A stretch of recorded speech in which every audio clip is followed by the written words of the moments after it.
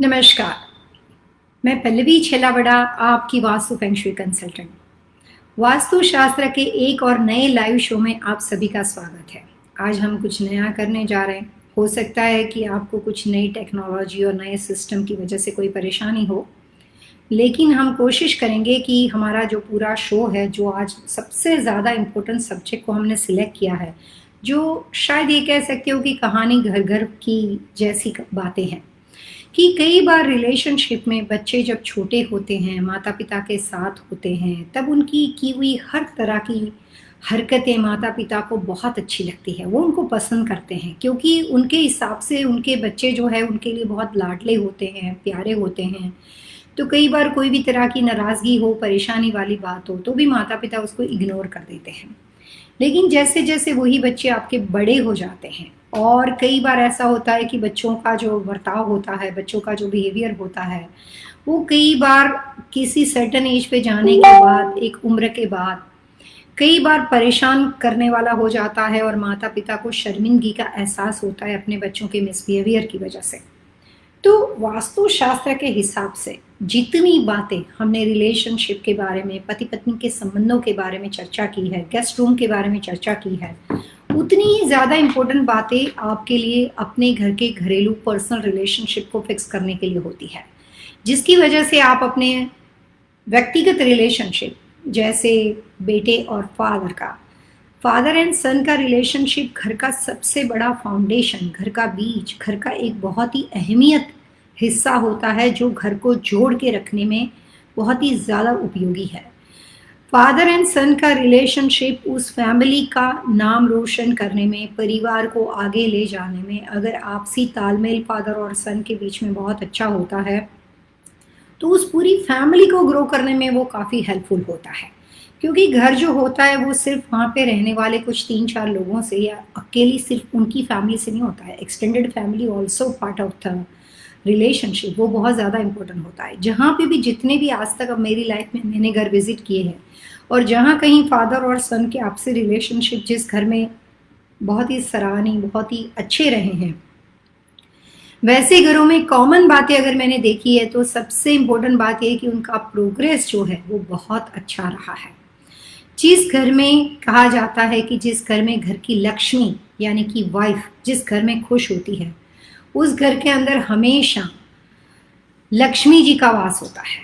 जिस घर की लक्ष्मी यानी कि पत्नी दुखी होती है, उस घर में ऐसा माना जाता है लक्ष्मी जी भी नाखुश रहते हैं, क्योंकि जिस घर में उद्वेग हो, लड़ाई झगड़े हो, क्लैश होता हो, उस कंडीशन में परिवार जो होता है वो आपसी मतांतर, अपने डिफरेंस ऑफ ओपिनियन की वजह से पीस ऑफ माइंड और शांति उस परिवार में नहीं मिलती है।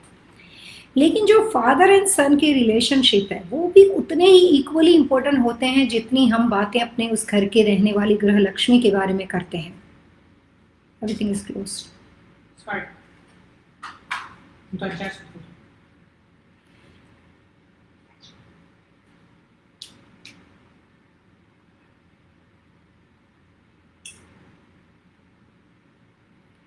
रिलेशनशिप के अंदर जो डिफरेंस ऑफ ओपिनियन बना रहता है पति पत्नी के बीच में, बच्चों के बीच में, कई बार उसका नेगेटिव इफेक्ट जो होता है वो बच्चों के ऊपर आता है। जिस घर में पति पत्नी के बीच में डिफरेंस ऑफ ओपिनियन ज़्यादा हो, नाराज़गी ज़्यादा हो, लड़ाई झगड़े ज़्यादा हो, तो बच्चे बचपन से वही देखते हुए बड़े हुए होते हैं और उनके अंदर भी किसी भी एक पेरेंट्स के प्रति अगर उनका झुकाव ज़्यादा हो, किसी भी एक पेरेंट्स के प्रति अगर उस बच्चे का लगाव ज़्यादा हो, तो अपने आप ही जो दूसरे पेरेंट्स होते हैं, यानी कि अगर माँ के प्रति लगाव है तो फादर के प्रति बच्चा विरोधात्मक हो जाता है। अगर फादर के प्रति उसका लगाव बहुत ज़्यादा है तो वो माँ के लिए विरोधात्मक हो जाता है। तो अपने पेरेंट्स में से किसी एक व्यक्ति को सिलेक्ट करना बच्चे के लिए नामुमकिन बात होती है, बहुत मुश्किल होती है। लेकिन कई बार रिलेशनशिप एडवांस टेक्नोलॉजी में नए बन गए हैं, बहुत सारे नए नए तरह के संबंध हो गए हैं, लिव इन रिलेशनशिप हो गए हैं। बच्चे कई बार बहुत ही कंफ्यूज होते हैं आज के ज़माने में, उनको पता ही नहीं चलता है कि वो किसको सपोर्ट करे, कौन सही है कौन गलत है। कई बार माता पिता जो होते हैं वो बच्चों का मिसयूज़ भी करते हैं। कई बार बच्चे माता पिता का मिसयूज़ करते हैं। लेकिन जब माता पिता एक दूसरे से नाराज़ है तो वो बच्चे के साथ कुछ ऐसी बातें शेयर करते हैं जो उनको नहीं करनी चाहिए, क्योंकि बच्चा डिसाइड ही नहीं कर पाता है कि ये जो आप बताने की कोशिश कर रहे हो उसमें से आपकी गलती कितनी है और उनके जो बेटर हाफ है, उनके जो पार्टनर है, उसकी गलती कितनी है। बच्चा डिसाइड नहीं कर पाता। बच्चे के लिए ये बहुत ही डिफ़िकल्ट क्वेश्चन हो जाता है। तो वास्तुशास्त्र के हिसाब से पहले कुछ बातें समझते हैं। फादर एंड सन रिलेशनशिप के लिए एस्ट्रोलॉजिकल भी मैं आपसे कुछ बातें करने वाली हूँ। लेकिन वास्तुशास्त्र के हिसाब से किसी आप ऐसे घर में मूव हुए जो घर में जाने के बाद, उससे पहले पुराने घर में जब आप रहते थे तो आपके बेटे के साथ आपके रिलेशनशिप बहुत बेहतरीन थे, अच्छे थे।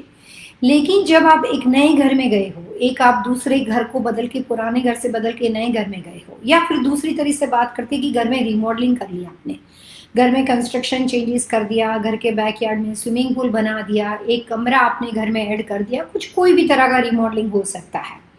तो उसके बाद अचानक से पर्सनल रिलेशनशिप में ट्रिमेंडस चेंजेस आ गए, और वो पॉजिटिव नहीं हो सकते, नेगेटिव भी हो सकते हैं।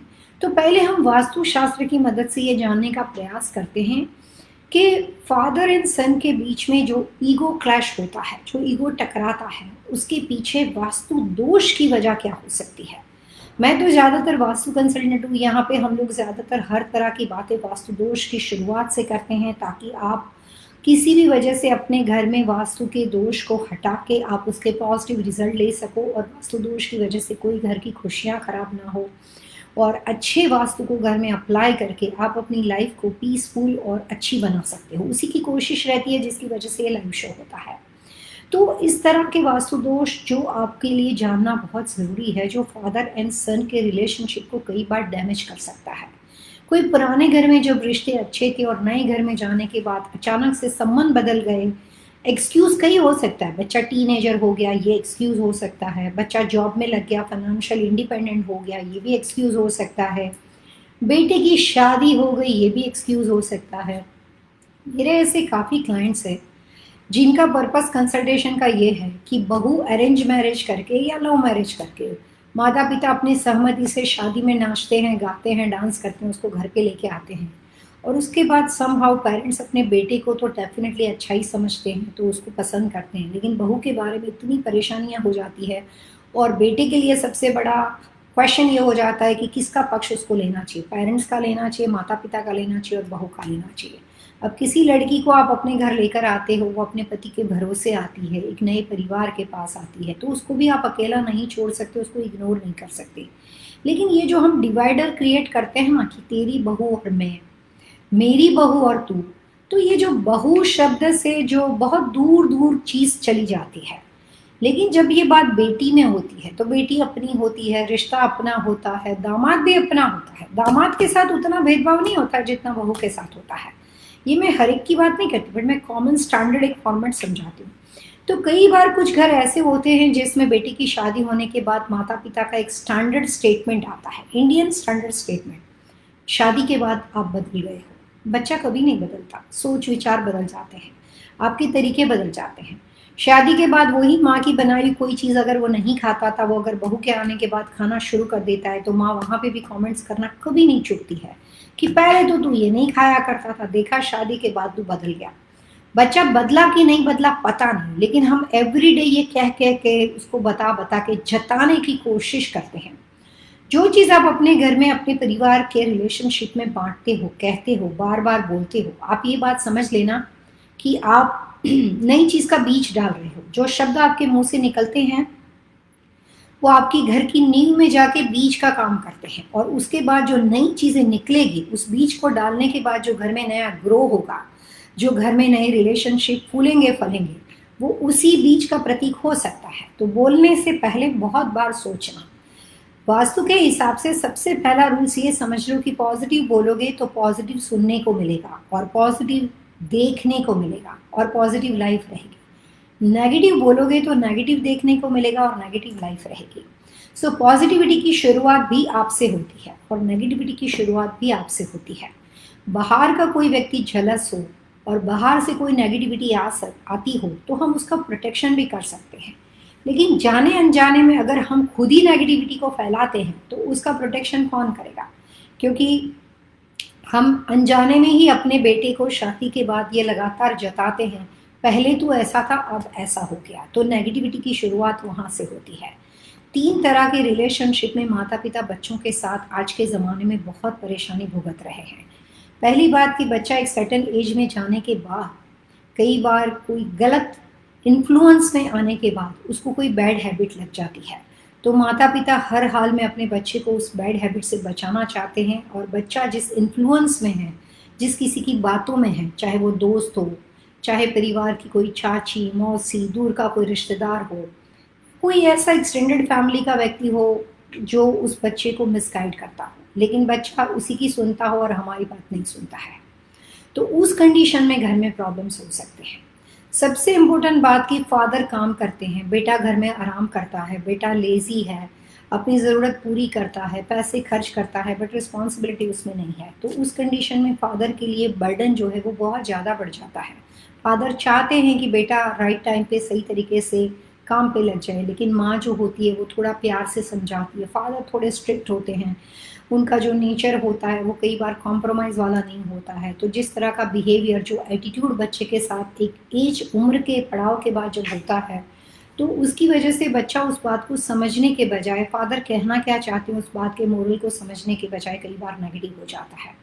हम बात करते हैं वास्तु दोष की। कॉमन मैंने अपनी प्रैक्टिस के दौरान मैंने हमेशा कहा, मैं 1989 से अपने फादर की वजह से इस बिज़नेस के अंदर मैं जॉइंट हुई और ये सब्जेक्ट के साथ मैंने पढ़ना शुरू किया, और जो भी उनके पास से मैंने सीखा उसकी प्रैक्टिस मैंने 1989 से शुरू की।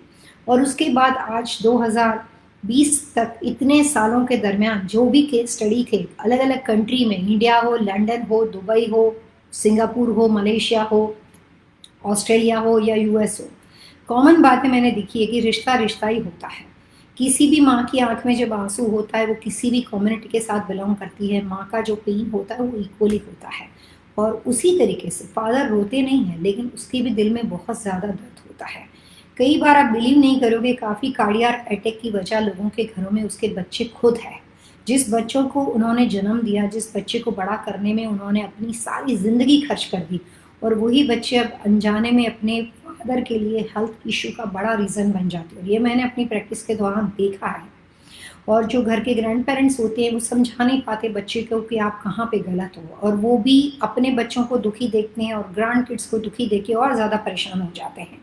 तो आज के ज़माने में जो परेशानियां हम आम आदमी की ज़िंदगी में देखते हैं, उसी का सॉल्यूशन लाइव शो के माध्यम से करने की कोशिश करते हैं।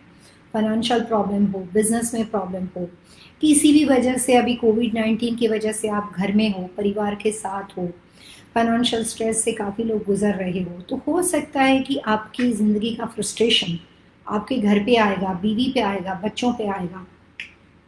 ये भी हो सकता है कि आप फाइनेंशियली फिलहाल परेशान हो और बच्चे कुछ भी नहीं करते हैं, तो जाने अनजाने में आपका फ्रस्ट्रेशन उनको देख देख के उसके ऊपर आना स्वाभाविक हो जाता है।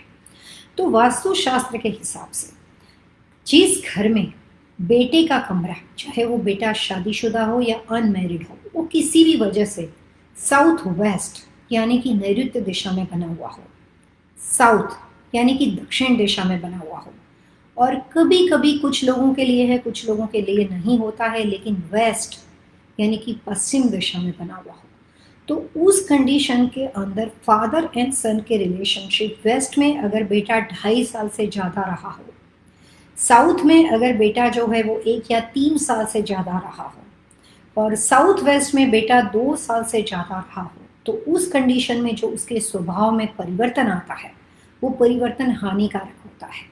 और वो सबसे पहले उस घर में काम करने वाले ब्रेड विनर, घर के मुखिया, चाहे वो फादर हो सकता है, घर की माँ भी सिंगल मदर भी हो सकती है, लेकिन जो आदमी उसको सपोर्ट करता है, जो आदमी बेटे को हर तरह से सपोर्ट करता है, वो बच्चा उसी के विरुद्ध हो जाता है।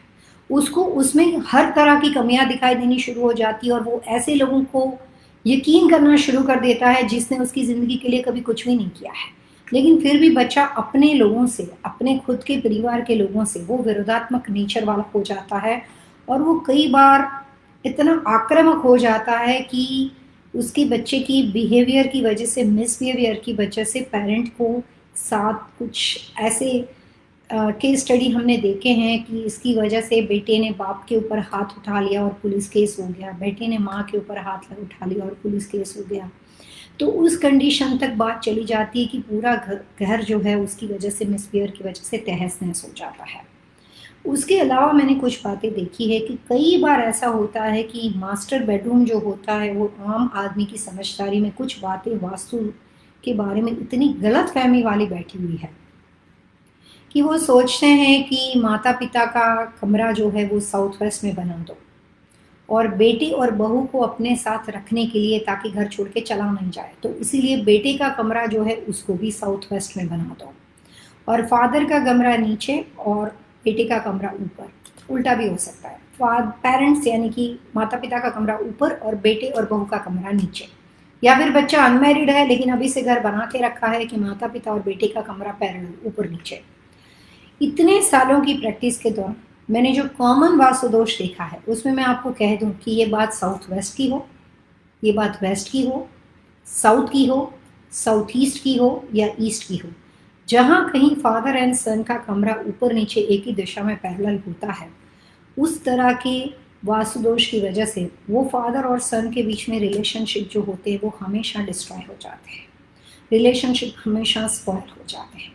तो सबसे पहले आज के प्रोग्राम की वास्तु की टिप्स यही है कि कोशिश करनी चाहिए कि पेरेंट्स को अपने बच्चों के कमरे जो है वो पैरेलल एक साथ ऊपर नीचे एक ही दिशा में नहीं बनाने चाहिए, खास करके कुछ डायरेक्शन जैसे कि साउथ वेस्ट, वेस्ट, साउथ और साउथ ईस्ट। ये दिशाओं में अगर आपने कहीं पेरेंट्स का कमरा साउथ वेस्ट में बनाया हुआ है तो बेटे का कमरा आप वेस्ट या नॉर्थ वेस्ट में कर सकते हो। कहीं पेरेंट्स का कमरा अपने साउथ में बनाया है तो बेटे का कमरा आप वेस्ट या दूसरी दिशा में कर सकते हो। शुरू से मौका मिल जाए तो मैं तो यही प्रीफर करूंगी कि बेटे की और बहू की नाम और डेट ऑफ बर्थ के हिसाब से उसको आइडियल कमरा दो, ताकि वो अच्छा ग्रो करे, उनको भी उस घर में अपने घर जैसी फीलिंग आए, सुख शांति मिले। लेकिन फादर एंड सन के लिए एक ही जैसा डायरेक्शन चार्ट हो और एक ही तरह की दिशा की बनी हुई पर्सनालिटी हो। तो कई बार जो नए नए वास्तु कंसल्टेंट होते हैं, जिनको अभी अभी वास्तु सीखा है लेकिन कोई इतने ज़्यादा प्रैक्टिस और तजुर्बा नहीं है, एक्सपीरियंस नहीं है, तो कई बार वो बुक्स में लिखी हुई बातों पे जाते हैं। लेकिन हम लोग घर में जब किचन के बारे में खाना बनाते हैं, ये काफ़ी प्रोग्राम काफ़ी फीमेल सुनते होंगे, उनको पता होगा कि जब हम संजीव कपूर जैसे शेफ़ को सुनते हैं तो उनकी कहानी डिफरेंट होती है। दे लाइक वो डिफरेंट तरीके से बनाते हैं चीज़ों को, वो अच्छी बात है। रेस्टोरेंट होटल रेसिपी डिफरेंट होती है, लेकिन जो घरेलू लोग होते हैं, आम आदमी, आपके और मेरे जैसे लोग, वो जब अपने घर में खाना बनाते हैं तो वो संजीव कपूर को उसकी रेसिपी से नहीं बनाते। वो अपनी जो उन्होंने अपने घर में आम तौर पे जो उसके घर की प्रथा होती है उसके हिसाब से वो खाना बनाते हैं और वो भी उतना ही स्वादिष्ट होता है।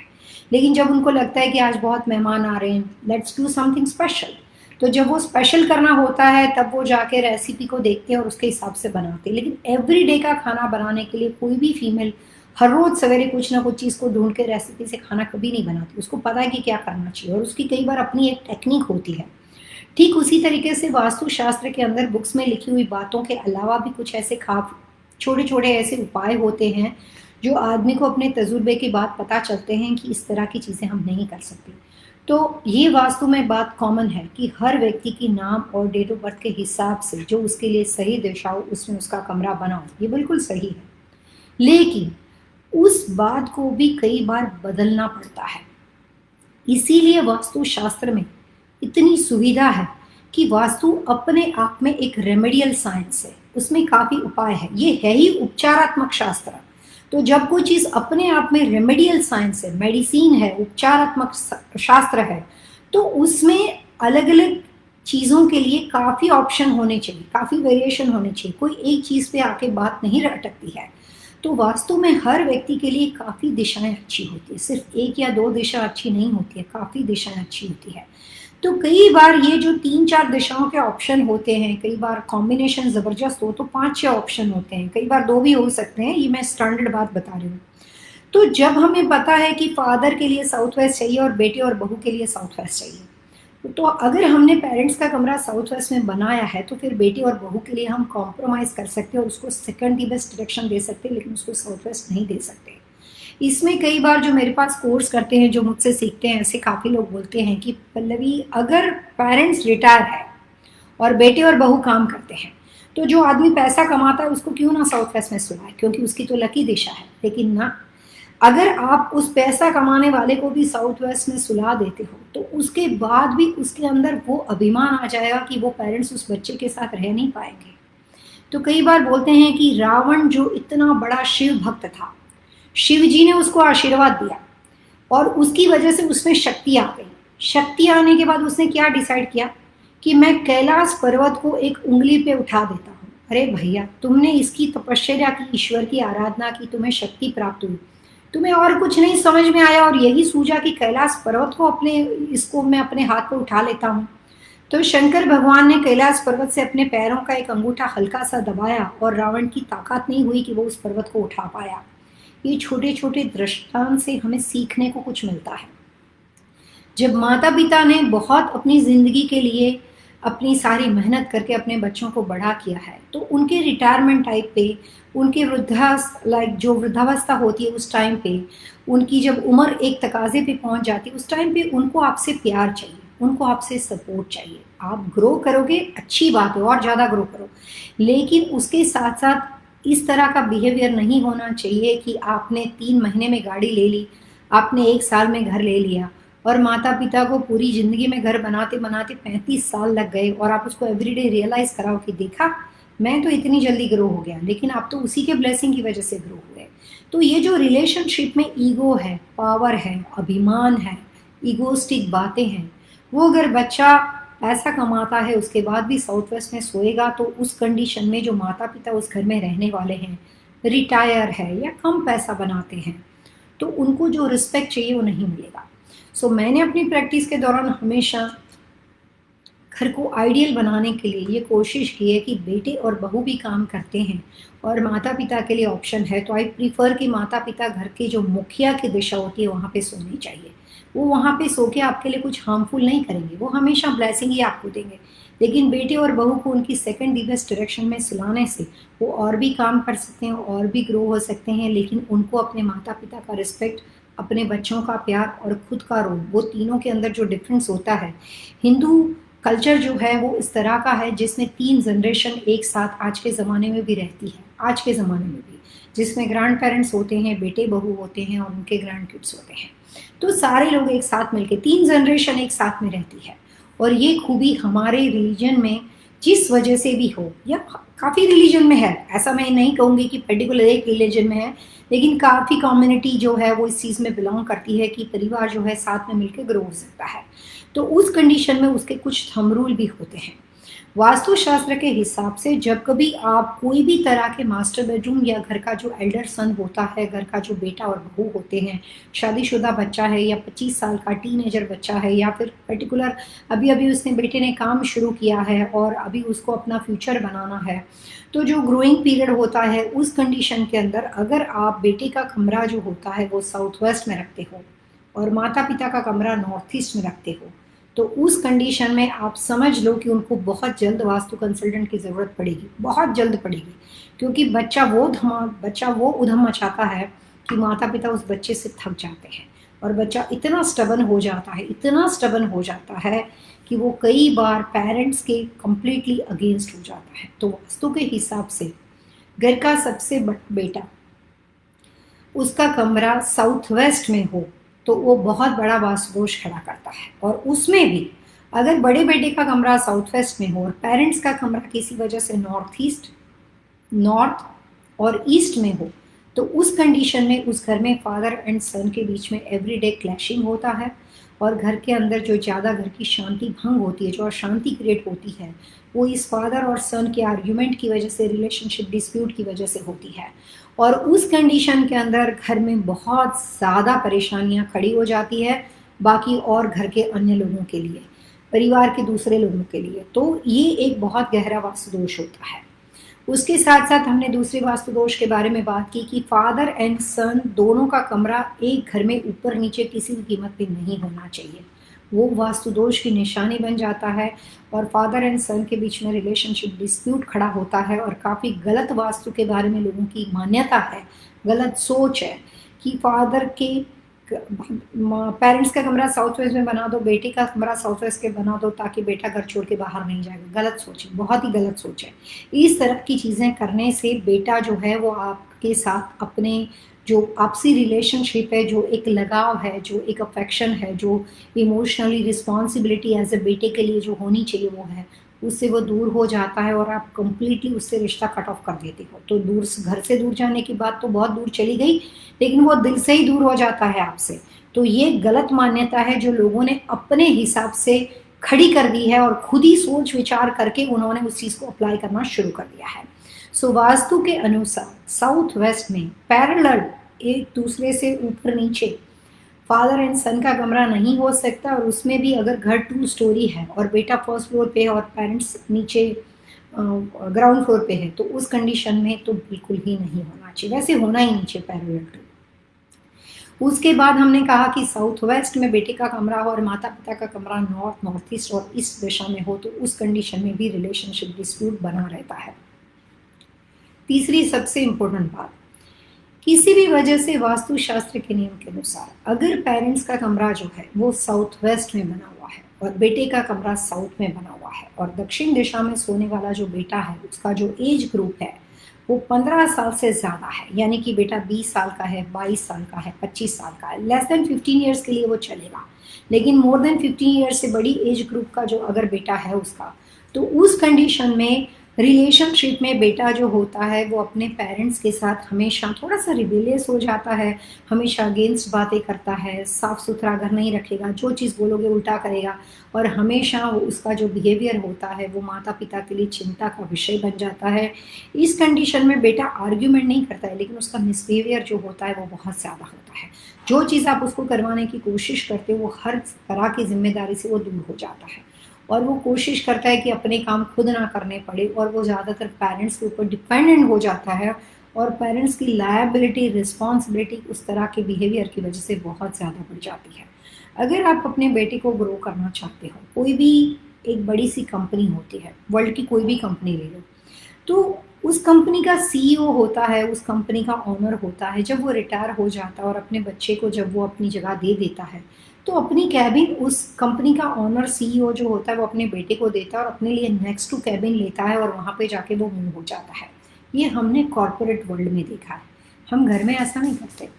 घर के अंदर हम कोशिश करते हैं कि हम जो है वो हमेशा फर्स्ट पोजीशन पे रहे और बेटे को हमेशा हम नेक्स्ट टू पोजीशन पे रखें।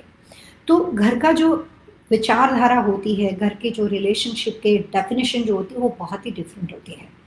वास्तुशास्त्र के हिसाब से माता पिता रिटायरमेंट लाइफ में हो या किसी भी वजह से वो एक्टिव हो और बेटा भी आपका एक्टिव हो, तो उसमें कुछ बातों का जो ध्यान रखना चाहिए, उसमें कोशिश करनी चाहिए कि फ़िलहाल आपके रिलेशनशिप में अगर किसी भी वजह से डिफरेंस ऑफ ओपिनियन ज़्यादा हो, तो अपने घर में पेरेंट्स का कमरा साउथ वेस्ट में रखते हुए उनकी सोने की जो दिशा है वो कोशिश कीजिए कि ईस्ट टू वेस्ट या वेस्ट टू ईस्ट होनी चाहिए और जो बेटे और बहू के सोने का कमरा है उसकी जो स्लीपिंग पोजीशन है वो साउथ टू नॉर्थ होनी चाहिए।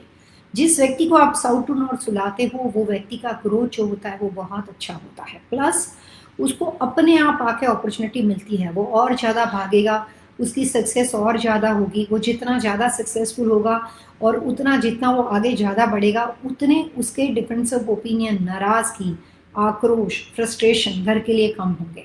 और जो फादर एंड जो पेरेंट्स होते हैं, माता पिता होते हैं, वो अगर ईस्ट टू वेस्ट होते हैं और वेस्ट टू ईस्ट होते हैं तो उस कंडीशन में काम उनका भी स्लोली स्लोली चलता रहेगा, लेकिन उसको अपने बेटे और बहू की तरह भागने की ज़रूरत नहीं पड़ेगी और उस लेवल पे उनको जाके अपने घर की सारी जिम्मेदारियां नहीं उठानी पड़ती। अगर वो थोड़ा बहुत काम भी करते हैं तो बच्चे बोलते हैं कि आप चैरिटी के लिए करो, जो मर्जी करो, हमें कुछ नहीं चाहिए because we are making enough money. तो ये शब्द सुनने अच्छे लगते हैं एक एज ग्रुप में जाने के बाद, लेकिन उस वक्त अगर बच्चा ये कहे कि नहीं मेरे को इतने मनी शॉर्ट पड़ रहे हैं, मेरे यहाँ पे कमी पड़ रही है, प्लीज़ आप मुझे पैसा दो, तो वो उस एज ग्रुप में जाने के बाद आदमी को सुनना अच्छा नहीं लगता। हर माता पिता ये चाहते हैं कि उसका बेटा, उसकी बेटी उससे भी ज़्यादा आगे बढ़े, उससे भी ज़्यादा नाम कमाए, उससे भी ज़्यादा पैसे कमाए। इस दुनिया में कोई माता पिता ये नहीं चाहते हैं कि मैं फेलियर हूँ तो मेरा बेटा और फेलियर हो जाए तो बहुत अच्छा होगा, मुझे अच्छा लगेगा, ऐसा कोई नहीं चाहता। वो जिस लेवल पे पहुँचे हैं, जिस मुकाम पे उन्होंने जिस चीज़ को हासिल किया है, वो कोशिश करते हैं कि मेरा बच्चा उससे भी कम एफर्ट्स में, उससे भी कम हार्डवर्क के साथ, क्योंकि कोई माता पिता नहीं चाहता मेरा बच्चा बहुत ज़्यादा हार्डवर्क करे, वो चाहते हैं उसको कम हार्डवर्क में बेटे को सक्सेस ज़्यादा मिले, उसको फ़ायदा ज़्यादा मिले। और उस कंडीशन में वास्तुशास्त्र में कुछ ऐसी छोटी छोटी टेक्निक, छोटी छोटी टिप्स है जो आपको अपने घर में अप्लाई करनी पड़ेगी। लोग वास्तु प्रिंसिपल को बहुत गलत तरीके से घर में अप्लाई करते हैं। मैंने खुद अपने प्रोग्राम में बहुत जगह पे कहा है कि सोने के लिए number 1 position south to north है। आप उसको सुनते हो और आप उसको अप्लाई कर देते हो, लेकिन नहीं करना चाहिए। आपको समझना चाहिए कि जो बात बताई गई है उस साउथ टू नॉर्थ सोने के फ़ायदे क्या है, उसकी वजह क्या है। अगर वहाँ पे ये बात चल रही है कि उससे आप ज़्यादा एग्रेसिव काम कर सकते हो, उससे ज़्यादा आप ग्रो कर सकते हो, तो ये टेक्निक, ये एडवाइस अपने ऊपर अप्लाई करने के बजाय अपने उस एज ग्रुप में काम करने वाले बेटे, बहू, बेटी, घर का छोटा बेटा, घर का आपका कोई भी भाई हो सकता है, कोई भी व्यक्ति हो सकता है, जिसको आप चाहते हो कि आदमी ज़्यादा सक्सेसफुल हो, उसके लिए उस टेक्निक को अप्लाई करो।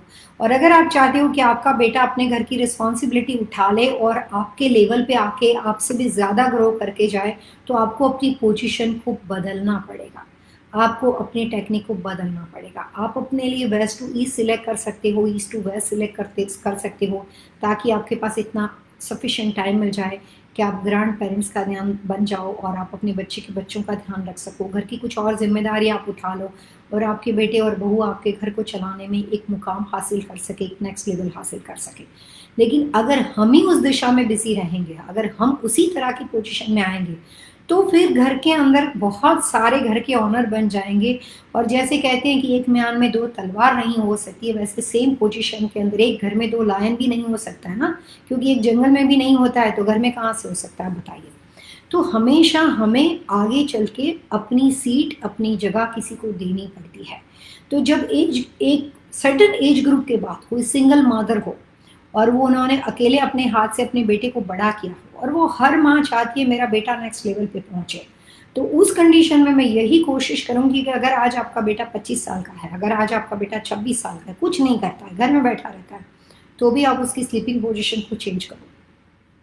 उसकी सोने की दिशा तब तक साउथ वेस्ट में मत रखो, अपने पास उस दिशा को होल्ड करो, अपने पास रखो, ताकि एटलीस्ट बच्चा जो होता है उसका एक उस घर के ऑनर के साथ एक लगाव बना रहे, एक स्टैंड बना रहे, और वो कम्प्लीटली रिलेशनशिप से कट ऑफ ना हो जाए और कोई भी डिफरेंस ऑफ ओपिनियन होने के बाद आपके साथ जुड़ा रहे। तो सिंगल मदर हो या पेरेंट्स हो, उनको साउथ वेस्ट में या वेस्ट में अपनी जगह को बनाए रखना चाहिए। और बेटी की पोजीशन जो होती है, सबसे नंबर 1 दिशा वास्तु शास्त्र के हिसाब से फादर एंड सन के अच्छे रिलेशनशिप के लिए होती है। फादर और पेरेंट्स के लिए साउथ वेस्ट कॉर्नर और बेटी के लिए नॉर्थ ईस्ट कॉर्नर। अगर बेटे का कमरा नॉर्थ ईस्ट में बना हुआ है, पेरेंट्स का कमरा साउथ वेस्ट में बना हुआ है, तो लोगों के दिमाग में ऐसा लगता है कि नॉर्थ ईस्ट में मैरिड व्यक्तियों का, शादीशुदा लोगों का कमरा नहीं हो सकता, विच इज़ ट्रू। कि जब तक बेटी की शादी नहीं होती है तब तक उसका कमरा नॉर्थ ईस्ट में हो जाता है। जब उसकी बेटी की शादी हो जाती है तो आप उस बेटे का कमरा जो है वो नॉर्थ में बना सकते हो या वेस्ट में बना सकते हो। माता पिता का कमरा जब कभी साउथ वेस्ट में हो, तो बेटे और बहू का कमरा, या फिर अगर शादी नहीं हुई है लेकिन अगर अनमैरिड बेटा है तो उसका कमरा साउथ ईस्ट में और वेस्ट में नहीं बनाना चाहिए। अगर सब लोग एक साथ ये दिशाओं में आ जाएंगे तो उसके अंदर आपसी मतभेद बढ़ जाएगा और वहाँ पे मतपतांतर जो है, डिफरेंस ऑफ ओपिनियन ज़्यादा बढ़ जाएंगे। वास्तु के हिसाब से साउथ वेस्ट कॉर्नर के अंदर जिस घरों में फादर एंड सन के बीच में क्लैशिंग हो, लड़ाई झगड़े ज़्यादा हो, नाराज़गी ज़्यादा हो, उनको कुछ खास तरह के, करीबन आप वेट के हिसाब से देखने जाओ तो मोर देन 10 पाउंड बोल सकते हो, रोज क्रिस्टल को साउथ वेस्ट में रखना चाहिए। और कुछ खास तरह के एमेथिस्ट रॉक जो नॉर्थ ईस्ट कॉर्नर में रखना चाहिए, चाहे वहाँ पे बेटा सोता हो या ना सोता हो। जब कभी वास्तुशास्त्र के हिसाब से रिलेशनशिप डिस्प्यूट फादर एंड सन के बीच में अगर आपके घर में होते हो, तो उस कंडीशन में साउथ वेस्ट में रोज क्रिस्टल और नॉर्थ ईस्ट में एमेथिस्ट क्रिस्टल उल्ट रिलेशनशिप को बनाए रखने का काम करता है। रखने का तरीका ऐसा होगा कि साउथ वेस्ट में जो चीज़ आपने रखी है वो मान लेते हैं कि ग्राउंड लेवल से 6 फीट है, तो एमेथिस्ट रॉक हम 4 फीट पे रखेंगे। साउथ वेस्ट पे वो चीज़ अगर हमने 12 फीट पे रखी है तो यहाँ पे एमेथिस्ट रॉक है वो हम 10 फीट पे रखेंगे। तो दोनों का लेवल एक जैसा नहीं होगा, अनइवन होगा। नॉर्थ ईस्ट थोड़ा झुका हुआ होगा और साउथ वेस्ट एलिवेटेड होगा, और वो डायगनली, प्रॉपर्टी को डायगनली काटना है आपको, और प्रॉपर्टी के डायगनली आपको ये सारी रेमेडी करनी है। उसके अलावा साउथ वेस्ट में कोई भी तरह के वाटर एलिमेंट की चीज़ें नहीं होनी चाहिए। जिन घरों में साउथ वेस्ट में स्विमिंग पूल होता है, जिन घरों में साउथ वेस्ट में स्पा होता है, जिन घरों में साउथ वेस्ट कॉर्नर में कोई भी तरह का किचन बना हुआ हो और उसी किचन के ऊपर बेटे और बहू का कमरा होता है, वहाँ पे जो भी किचन व्यवस्था के ऊपर जो कमरा बना हुआ हो, पति पत्नी का हो, बेटे और बहू का हो, बेटी और दामाद का हो, तो वो रिलेशनशिप के बराबर उस घर में रहने वाले लोगों के रिलेशनशिप में इतना ज़्यादा फार एलिमेंट क्रिएट हो जाता है कि वो लोग कुछ टाइम के बाद जो साथ में मिलके अच्छा हंस के खाना खाते थे, अच्छी अच्छी बातें करते थे, वो एक दूसरे के साथ मुंह देखना पसंद नहीं करते। वो कोशिश करते हैं कि घर में आने से पहले एक दूसरे को इग्नोर कैसे किया जाए। सो ये बात का ध्यान रखना है कि अगर आपके घर में साउथ वेस्ट में कोई वास्तु दोष है और वहाँ पे किचन बना हुआ है और सेकंड फ्लोर पे आपके पास बेडरूम है, वो मास्टर हो सकता है या कोई भी हो सकता है, तो अगर पैरेलल टू साउथ वेस्ट में किचन के ऊपर कोई भी बेडरूम बना हुआ हो, तो वहाँ पे आपको अपने बेटे और बहू के लिए या फिर 25 साल से बड़ा या 15 साल से ऊपर के एज ग्रुप का भाई हो सकता है, घर का यंगर सन हो सकता है, घर का एल्डर सन हो सकता है, मिडिल सन हो सकता है, उसका कमरा हो सके वहाँ नहीं बनाना चाहिए, क्योंकि उससे कई बार अनजाने में रिलेशनशिप के अंदर डिफरेंस ऑफ ओपिनियन आने शुरू हो जाते हैं। काफ़ी ऐसे वास्तु दोष है जो रिलेशनशिप को डैमेज करने के लिए हमें लोगों में गलतियां नहीं दिखती है, उस घर के वास्तु दोष में ज़्यादा दिखती है। साउथ वेस्ट में स्विमिंग पूल, साउथ वेस्ट में खड्डा, साउथ वेस्ट में हॉट स्पा जो होता है, जो हम स्विमिंग पूल का एक फीचर्स है, वाटर फीचर्स है, जो गर्म पानी का हिस्सा है, और अगर आप उसका लगातार यूज़ करते हो, बना है लेकिन अगर आप यूज़ नहीं करते हो तो बात बदल जाएगी। लेकिन अगर हॉट स्पा बना हुआ हो, फायर प्लेस बनी हुई हो, इलेक्ट्रिकल पैनल बनी हुई हो, कॉमर्शियल प्रीमाइसिस में एक बड़ा सा इलेक्ट्रिकल ट्रांसफार्मर बना हुआ है, आप हॉस्पिटल के ऑनर हो, आप डॉक्टर हो, आप मोटल के ऑनर हो, होटल मोटल इंडस्ट्री के साथ काम करते हो और आप अपने बेटे के साथ वहाँ पे जाके अपना बिजनेस करते हो, और अगर साउथ वेस्ट कॉर्नर में बिल्डिंग के बाहर इलेक्ट्रिकल का बहुत बड़ा सा ट्रांसफार्मर बना हुआ हो, पेडेस्टल बना हुआ हो, साउथ वेस्ट बिल्डिंग के अंदर इलेक्ट्रिकल पैनल बनी हुई हो, तो उस कंडीशन के अंदर फादर एंड सन जो एक साथ जिस प्रॉपर्टी पे बैठ के काम करते हैं, वहाँ पे डिफरेंस ऑफ ओपिनियन आने शुरू हो जाते हैं। मेरे होटल मॉडल इंडस्ट्री के बहुत क्लाइंट्स हैं। मैंने जहाँ कहीं देखा है कि आपसी रिलेशनशिप में फादर एंड सन या हस्बैंड एंड वाइफ का नेचर थोड़ा सा विरोधात्मक है, डेट ऑफ बर्थ से उसका एलिमेंट पता चल जाता है कि इतना हंस के बात करने वाले लोग एक्चुअली किस तरह से आपस में बातें करते हैं। तो अगर हमें लगता है कि इनका रिलेशनशिप जो होता है वो इस बिजनेस लोकेशन की वजह से डैमेज हो जाएगा और परेशान हो जाएंगे, तो हम लोग रिलेशनशिप को प्रायोरिटी देते हैं। और अगर उनके पास एक से ज़्यादा प्रॉपर्टी होती है तो मैं उनको जानबूझ के रिक्वेस्ट करती हूँ कि आप अपने बेटे को इस प्रॉपर्टी का मैनेजमेंट दो और आप इस प्रॉपर्टी पे रहो, तो हम वहाँ पे उनको स्प्लिट कर देते हैं। दोनों काम करते हैं, दोनों एक ही कंपनी के लिए काम करते हैं, लेकिन दोनों का वर्क प्लेस जो है वो बदल जाता है। और जो फादर एंड सन एक जगह पे बैठ के काम करते थे, वहाँ पे उनके बजाय किसी एक और मैनेजर को रख देते हैं जो थर्ड पार्टी होती है, घर परिवार का हिस्सा नहीं है, ब्लड रिलेशनशिप में कुछ भी नहीं लगता है, तो वहाँ पे डैमेज होने के चांसेस जो होते हैं वो बहुत ही कम हो जाते हैं। तो कोशिश करनी चाहिए कि जिस कमर्शियल प्रीमाइसिस के अंदर इलेक्ट्रिकल ट्रांसफार्मर या कोई भी तरह के इलेक्ट्रिक का पेडेस्टल या कोई भी तरह के इलेक्ट्रिकल पैनल की व्यवस्था बनी हुई हो, उस प्रॉपर्टी पे एक साथ फादर एंड सन को काम नहीं करना चाहिए। ये बात हस्बैंड वाइफ के लिए भी है। अगर हमें लगता है कि इस तरह के प्रीमाइसिस में पति पत्नी दोनों साथ में मिलकर काम करते हैं, तो हम उनके रिश्तों को प्रायोरिटी देने के लिए या हस्बैंड को या वाइफ को, दोनों में से एक व्यक्ति को वहाँ से कोशिश करते हैं कि उनका वर्क आवर्स बहुत ही डिफरेंट हो या दोनों साथ में मिलकर उस प्रॉपर्टी पे काम ना करें, क्योंकि पैसे से ज़्यादा वो अपना लाइफ लॉन्ग रिलेशनशिप है वो यहाँ पे आके डिस्टर्ब कर देंगे और नए इशू खड़े हो जाएंगे। तो जहाँ पे भी कॉमर्शियल प्रीमाइसिस में, मैं काफ़ी मेडिकल हेल्थ केयर के साथ जुड़े हुए लोगों के साथ काम करती हूँ, मेरा डॉक्टर क्लाइंट का बहुत बड़ा ग्रुप है।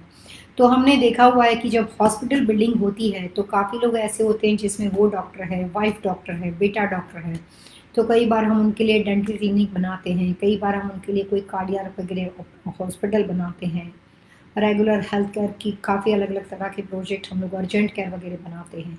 तो जहाँ पे भी हमें लगता है कि यहाँ पे साउथ वेस्ट में कोई भी तरह का गहरा वास्तु दोष हो, वहाँ पे हम कभी भी साथ में फादर और सन को काम करने की सलाह नहीं देते हैं, क्योंकि जो खटरा, जो डिस्टर्बेंस, जो डिस्प्यूट वहाँ से खड़े हो जाएंगे, उसके नेगेटिव रिफ्लेक्शन घर में आएंगे और बाकी के घर के जो अन्य सदस्य हैं उनको उस परेशानी का सामना भुगतना पड़ेगा। तो कोशिश कीजिए कि जिस प्रीमाइसिस के अंदर, कोई भी होटल मोटल के अंदर साउथ वेस्ट में स्विमिंग पूल बना हुआ हो, साउथ वेस्ट में कोई भी तरह का इलेक्ट्रिकल पेडेस्टल हो, इलेक्ट्रिकल ट्रांसफार्मर हो, तो वहाँ पे एक ही परिवार के दोनों लोगों को एक साथ मैनेजमेंट के अंदर या एक दूसरे के साथ काम नहीं करना चाहिए। अभी कुछ दिनों पहले मैं नॉर्थ कैरोलिना गई हुई थी। तो वहाँ पे हमने एक कमर्शियल बिल्डिंग को विज़िट किया। वो कमर्शियल बिल्डिंग का काम ये था कि वहाँ पे जो किसी चीज़ का रॉ मटेरियल बनता था। It's a very well known company, US का सबसे बड़ा फूड इंडस्ट्री का एक एम्पायर उससे चलता है। शायद प्राइवेसी की ज़रूरत पड़ेगी, मैं उसका नाम यूज़ करना नहीं चाहूँगी, लेकिन ये समझ लीजिए कि काफ़ी जाना माना फूड फ्रेंचाइजी के लिए वो लोग वहाँ पे उसकी बेकरी चलाते थे, वहाँ पे उसका खाना बनता था और वो खाना बन के वो सारे स्टोर में जाता था। तो इस कंडीशन में उस प्रॉपर्टी के अंदर जो व्यक्ति काम करता था, वो जगह का ओनर जो था वो 35 साल से वहाँ पे काम करता था। उसका बेटा 20-22 साल का था। उसने ज़बरदस्ती, वो बेटा वहाँ पे आना नहीं चाहता था, फिर भी उसको अपने बिजनेस में खींच लिया कि नहीं, आप इधर आओ और इससे सीखो और यहाँ पे मेरे साथ काम करो और आगे चल के इस तरह का आप दूसरा यूनिट जो है वो मैं आपके लिए बना के दूंगा। लेकिन जितने टाइम तक फादर ने अपने बेटे को बिजनेस सिखाने के लिए अपने साथ जोड़ दिया और अपने पास बुला लिया और काम करना शुरू किया, जैसे जैसे वक्त आता गया, जैसे जैसे वक्त निकलता गया, बेटा उस बिजनेस में इन्वॉल्व होने के बजाय अपने पिताजी से भागने के हर तरह के हथकंडे ढूंढना शुरू कर गया। उसका दिल करता था कि सुबह में उठ के कभी अपने फादर की प्रीमाइसिस में जाके काम ना करे, उसको बाहर जाके कोई भी तरह के उसी स्टोर में जहाँ पे वो लोग ये सप्लाई करते थे उस जगह पे जाके $10 का काम करना मंजूर था, लेकिन अपने फादर के साथ उसको काम करना मंजूर नहीं था। तो उसके पिताजी ने अपने बिजनेस में जो भी परेशानी होती थी उसकी वजह से कंसल्टिंग करवाया। बात तो उनको पता ही नहीं थी कि उसके बेटे के दिमाग में चलता क्या था। जब उसके बेटे की डेट ऑफ बर्थ से उसका डायरेक्शन चार्ट मैंने देखा तो मेरे को ये रियलाइज हुआ कि बेटा हर कदम से अपने फादर से 10 गुना ज़्यादा इंटेलिजेंट है। लेकिन पिताजी के इन्फ्लुएंस में, पिताजी के कही हुई बातों के हिसाब से चलने में उस बेटे के अंदर जो तेज था, रोशनी था, ब्राइटनेस था, उसका जो फ्यूचर था वो यहाँ पे डैमेज हो रहा था। पहली बात ये थी कि बेटे ये बिजनेस को करना नहीं चाहता था और वो फूड इंडस्ट्री का लड़का नहीं था, और जिस सब्जेक्ट का वो बेटा था वो उसके पिताजी को उस सब्जेक्ट का नॉलेज नहीं था कि ये लड़का इसमें अच्छा काम कर सकता है। जब बातचीत करनी शुरू की और जो बिज़नेस के बारे में हमने बातें की तो सबसे पहले मैंने उनको कहा कि आप अपने बेटे को इस बिज़नेस में मत खींचो, फूड इंडस्ट्री इसके लिए सूटेबल नहीं थी। जब मैं उस प्रॉपर्टी में एंटर की और पूरा प्रॉपर्टी देख रही थी, उसके पिताजी ने रूम में ऑफिस में जब बात करते वक्त सभी को हम लोग जो प्राइवेसी से डिस्कशन कर रहे थे, कॉन्फिडेंशियल बातें शेयर करते थे, तब सिर्फ एक ही आदमी को रखा था बाजू में, अपने बेटे को। लेकिन ये सारी सिचुएशन के दौरान बेटा सब चीज़ को इग्नोर करके हमारे साथ बैठा था। उसका किसी चीज़ में फिजिकली मेंटली इन्वॉल्वमेंट नहीं था, जैसे अनजान आदमी की तरह घूमता था। लेकिन जब मैंने ये एक स्टेटमेंट दिया कि ये लड़के को इस बिजनेस में मत खींचो, उसका सारा कॉन्सेंट्रेशन मेरी बातों पर आ गया और उसने इस चीज़ को सीरियसली लेना शुरू कर दिया और उसको इतना इंटरेस्ट पड़ा, चेयर खींच के हमारे बाजू में आके बैठ गया। फिर मैंने उसके पिताजी को बताया कि हर व्यक्ति की पर्सनालिटी के हिसाब से different type of nature of business के उसके लिए सूटेबल होते हैं। आप फूड इंडस्ट्री में सक्सेसफुल हो, अच्छी बात है, उसका मतलब ये नहीं होता है कि आपका बेटा भी फूड इंडस्ट्री में आ जाए। हो सकता है कि आपके बेटे के लिए रियल एस्टेट डेवलपर या कंस्ट्रक्शन लाइन बेटर हो, और अगर आप उसको थोड़ा सा उसको जाने दोगे, वो पहले किसी कंस्ट्रक्शन कंपनी के साथ जुड़ेगा, काम करेगा, सीखेगा और उसके बाद वो अपनी तरह से सेल्फ मेड बन के, जैसे आप सेल्फ मेड हो वैसे ही बेटा सेल्फ मेड है। अगर आपके बेटे के जन्माक्षर में, हॉरोस्कोप में, अगर आपके बेटे के लक में ये बात लिखी है कि वो सेल्फ मेड बनेगा, और अगर आप पॉलिटिशियन हो, डॉक्टर हो, गैस स्टेशन के ऑनर हो, 350 गैस स्टेशन है, आपके पास 5-6 मोटेल है, लेकिन जैसे आप सेल्फ मेड थे वैसे अगर आपकी बेटी की कुंडली है, कहती है कि उसको सेल्फ मेड बनना है, तो फिर आप उसको जबरदस्ती खींच के उसके सर पे थोप पे कितनी भी कोशिश करोगे चीज़ों को डालने की और उसको अपनी गद्दी पे बिठाने की, अपने सिंहासन पे बिठाने की, लेकिन वो बच्चा नहीं बैठेगा क्योंकि उसकी भी कुंडली ऐसा बोलती है कि वो भी सेल्फ मेड है। तो ऐसा होता है, लेकिन हम ये प्रेशराइज करते हैं कि आपका बच्चा वही काम करे जो आपको आता है, लेकिन आपका बच्चा वो भी काम कर सकता है जो आपको नहीं आता है। और आपके फील्ड में अगर फूड इंडस्ट्री हो तो हो सकता है उस बेटे के फील्ड में रियल एस्टेट डेवलपमेंट हो सकता है और वो अमेरिका का सबसे बड़ी कंस्ट्रक्शन कंपनी बन सकती है, लेकिन उसके लिए पहले उसको जाने देना पड़ेगा। अपने हिसाब से आगे बढ़ने के लिए अपॉर्चुनिटी देनी पड़ेगी और आप अपने लिए कोई भी राइट हैंड ढूंढ सकते हो, कोई भी वर्कर्स ढूंढ सकते हो जो आपकी कही सुनी बातों के हिसाब से आपके लिए काम करें। लेकिन यही प्रेशराइज करके अगर आप अपने बच्चे का फ्यूचर खराब करते हो तो उसका माइनस पॉइंट, उसकी नेगेटिव इफेक्ट बच्चे के बिहेवियर में आ सकती है, क्योंकि वो सफोगेट आपसे। लेकिन जिन लोगों के बारे में मैं आपको बात करी, वो लोग इतने सलीके वाले, इतने ही रॉयल फैमिली से बिलोंग करती थी कि बेटे में वो जुर्रत नहीं थी, बेटे की वो हिम्मत नहीं थी कि अपने फादर के अगेंस्ट जा सके। लेकिन मेरी बातों से बच्चे को बढ़ावा मिल गया और मैंने उसके फादर को बोला कि आप मेरे को इतने टाइम से जानते हो, आपको ये पता है कि जिस दोस्त के रेफरेंस से आपने मुझे बुलाया है, हमने लोगों को ज़ीरो से खड़ा किया है, तो उसके ऊपर उसको हमने इतने अच्छे रिजल्ट दिए हैं, लेकिन उन्होंने हर चीज़ को फॉलो किया है। तो पहली शुरुआत इस फूड इंडस्ट्री के बिजनेस को आगे बढ़ाने के लिए, प्रॉफिट यहाँ पे बनेगा, बिजनेस आगे बढ़ेगा, वो हमारी जिम्मेदारी, लेकिन ये लड़का यहाँ पे नहीं चाहिए। और उसके बेटे के लिए उसके फादर ने जब अच्छी तरीके से समझा कि उसका फ्यूचर उससे भी ज़्यादा ब्राइट है, तो वो बात उसको पसंद आ गई। बेटा यहाँ पे नहीं आना चाहिए, वो बात बेटे को पसंद आ गई, तो दोनों को अपने काम की चीज़ें मिल गई और दोनों उस बात पे एग्री हो गए कि जो जिसका भविष्य, जो जिसका फ्यूचर, उसको वहीं पे जाने देना चाहिए। उसको जोर जबरदस्ती करके आप अपने पास नहीं रोक सकते हो। वास्तु के हिसाब से सबसे पहले समझने लायक बात यह है कि जिस इंडस्ट्री के साथ आप बिलोंग करते हो, जिस नेचर ऑफ बिजनेस को आप जानते हो, उसके अलावा भी दुनिया है। तो अगर आपका बच्चा कोई अपनी हिसाब से किसी चीज़ की रिस्पॉन्सिबिलिटी लेना चाहता है, किसी चीज़ में आगे बढ़ना चाहता है, तो फादर होने के नाते आपको उस बात के लिए एक मौका देना पड़ेगा। लेकिन हम चाहते हैं कि बच्चा गिरे नहीं। अगर बच्चा गिरेगा नहीं तो कभी सीखेगा नहीं कि किस तरह से आगे बढ़ना चाहिए। तो हर पेरेंट सर्टेन एज के बाद चाहता है कि नहीं, आप अपने हिसाब से ग्रो नहीं हो सकते, मैं पैसे नहीं दूंगा, आप पैसे नुकसान कर दोगे। क्योंकि अनफॉर्चुनेटली हम अपने ही बच्चों के ऊपर ट्रस्ट करना भूल जाते हैं और डर बैठ जाता है। डर इस बात का है कि पैसे का नुकसान होगा, डर इस बात का है कि वो फेलियर हो जाएगा। अगर मेरा बना बना बिजनेस ले ले तो अच्छा है, लेकिन मैंने अपनी लाइफ में काफ़ी ऐसे लोग देखे हैं कि फादर जिस बिजनेस में सक्सेसफुल हुए, बेटे ने किसी और ही सब्जेक्ट में उससे भी 3 गुना ज़्यादा सक्सेस प्राप्त की। लेकिन वो माता पिता ने अपने बच्चे के लिए प्लेटफॉर्म खड़ा किया, उसको जाने दिया और उसको अपने हिसाब से आगे चलने की इजाज़त दी और खुशी से दी। ऐसा नहीं है कि परमिशन की बात है, लेकिन उन्होंने उसको आगे बढ़ने के लिए बढ़ावा दिया। जबकि काफ़ी ऐसे घर होते हैं जिसमें माता पिता अपने बच्चों पे ट्रस्ट नहीं करते हैं और उसको आगे बढ़ने नहीं देते हैं। सबसे पहले कोशिश करो कि अगर माता पिता का कमरा साउथ वेस्ट में बना हो तो बेटे का कमरा नॉर्थ ईस्ट में हो, जब तक शादी नहीं हो जाती। जब बच्चे की शादी हो जाती है तो कोशिश करनी चाहिए कि माता पिता का कमरा अगर साउथ वेस्ट में हो तो बेटे का कमरा उसकी खुद की डेट ऑफ बर्थ के हिसाब से जो आइडियल दिशा हो उसमें हो। लेकिन अगर उसकी डेट ऑफ बर्थ से उसके लिए साउथ अच्छा हो, साउथ ईस्ट अच्छा हो, तो उसमें ना रखते हुए कई बार अगर नॉर्थ वेस्ट अच्छा हो तो भी वहाँ पे रख सकते हो। अब आते हैं कॉमन वास्तु के बारे में, जो लोगों की गलत मान्यता है। लोगों को लगता है कि अगर बेटे को नॉर्थ वेस्ट में सुला दोगे तो घर के बाहर भाग जाएगा, बीवी को लेके भाग जाएगा और घर में नहीं रहेगा। गलत सोच है। अगर माता पिता का कमरा साउथ वेस्ट में बना हुआ है और बेटे और बहू के हिसाब से नॉर्थ वेस्ट उसके लिए लकीएस्ट डायरेक्शन है, तो उस कंडीशन में बेटे और बहू का कमरा नॉर्थ वेस्ट में बनाने से बच्चे भाग नहीं जाएंगे, लेकिन बच्चे वहाँ पे कुछ ऐसा इस तरह से अपने करियर में इन्हांसमेंट, इम्प्रूवमेंट करेंगे, करियर में ग्रोथ करेंगे कि उसको देख के आपको उसके लिए प्राउड फील होगा, आपको उसके लिए खुशी फील होगी। आमतौर पे कहा जाता है कि नॉर्थ वेस्ट में लड़कियों का कमरा बनाते हैं ताकि लड़कियां शादी करके विदा होती और ससुराल जाती है, विच इज़ ट्रू। लेकिन कई बार अगर आपके घर में बेटे और बहू का डायरेक्शन चार्ट उस दिशा के साथ बिलोंग करता हो और बेटी की शादी ऑलरेडी हो चुकी हो और वो कमरा खाली है आपके पास, तो आपको डेफिनेटली अपने बेटे और बहू को देना चाहिए, क्योंकि वो फिलहाल आपके साथ उस घर में रहते हैं और बेटी ऑलरेडी शादी करके चली गई है। तो जो अच्छी दिशा होती है, जो लकी दिशा होती है, जो ऑस्पिशियस डायरेक्शन आपके लिए होती है, उसी दिशा में बच्चे को आगे बढ़ाने से, उसी दिशा में बच्चों के कमरे बनाने से उसका प्रोग्रेस बहुत अच्छा होता है। तो फादर एंड सन के रिलेशनशिप के लिए वास्तु में छोटे छोटे इतने सारे रेमेडियल चीज़ें बताई गई है। मैंने तो अभी आपको स्टोन का बोला, क्योंकि मुझे किसी एक आई थिंक सो सतविंदर जी ने, किसी एक व्यक्ति ने फेसबुक पे मैसेज किया था कि जो आज आपका सब्जेक्ट है उसमें कुछ स्टोन के बारे में सलाह देना, ताकि वो आसानी से अपने रिलेशनशिप को बच्चों के साथ फिक्स कर सके, अच्छा बना सके और रिलेशनशिप को इम्प्रूव कर सके।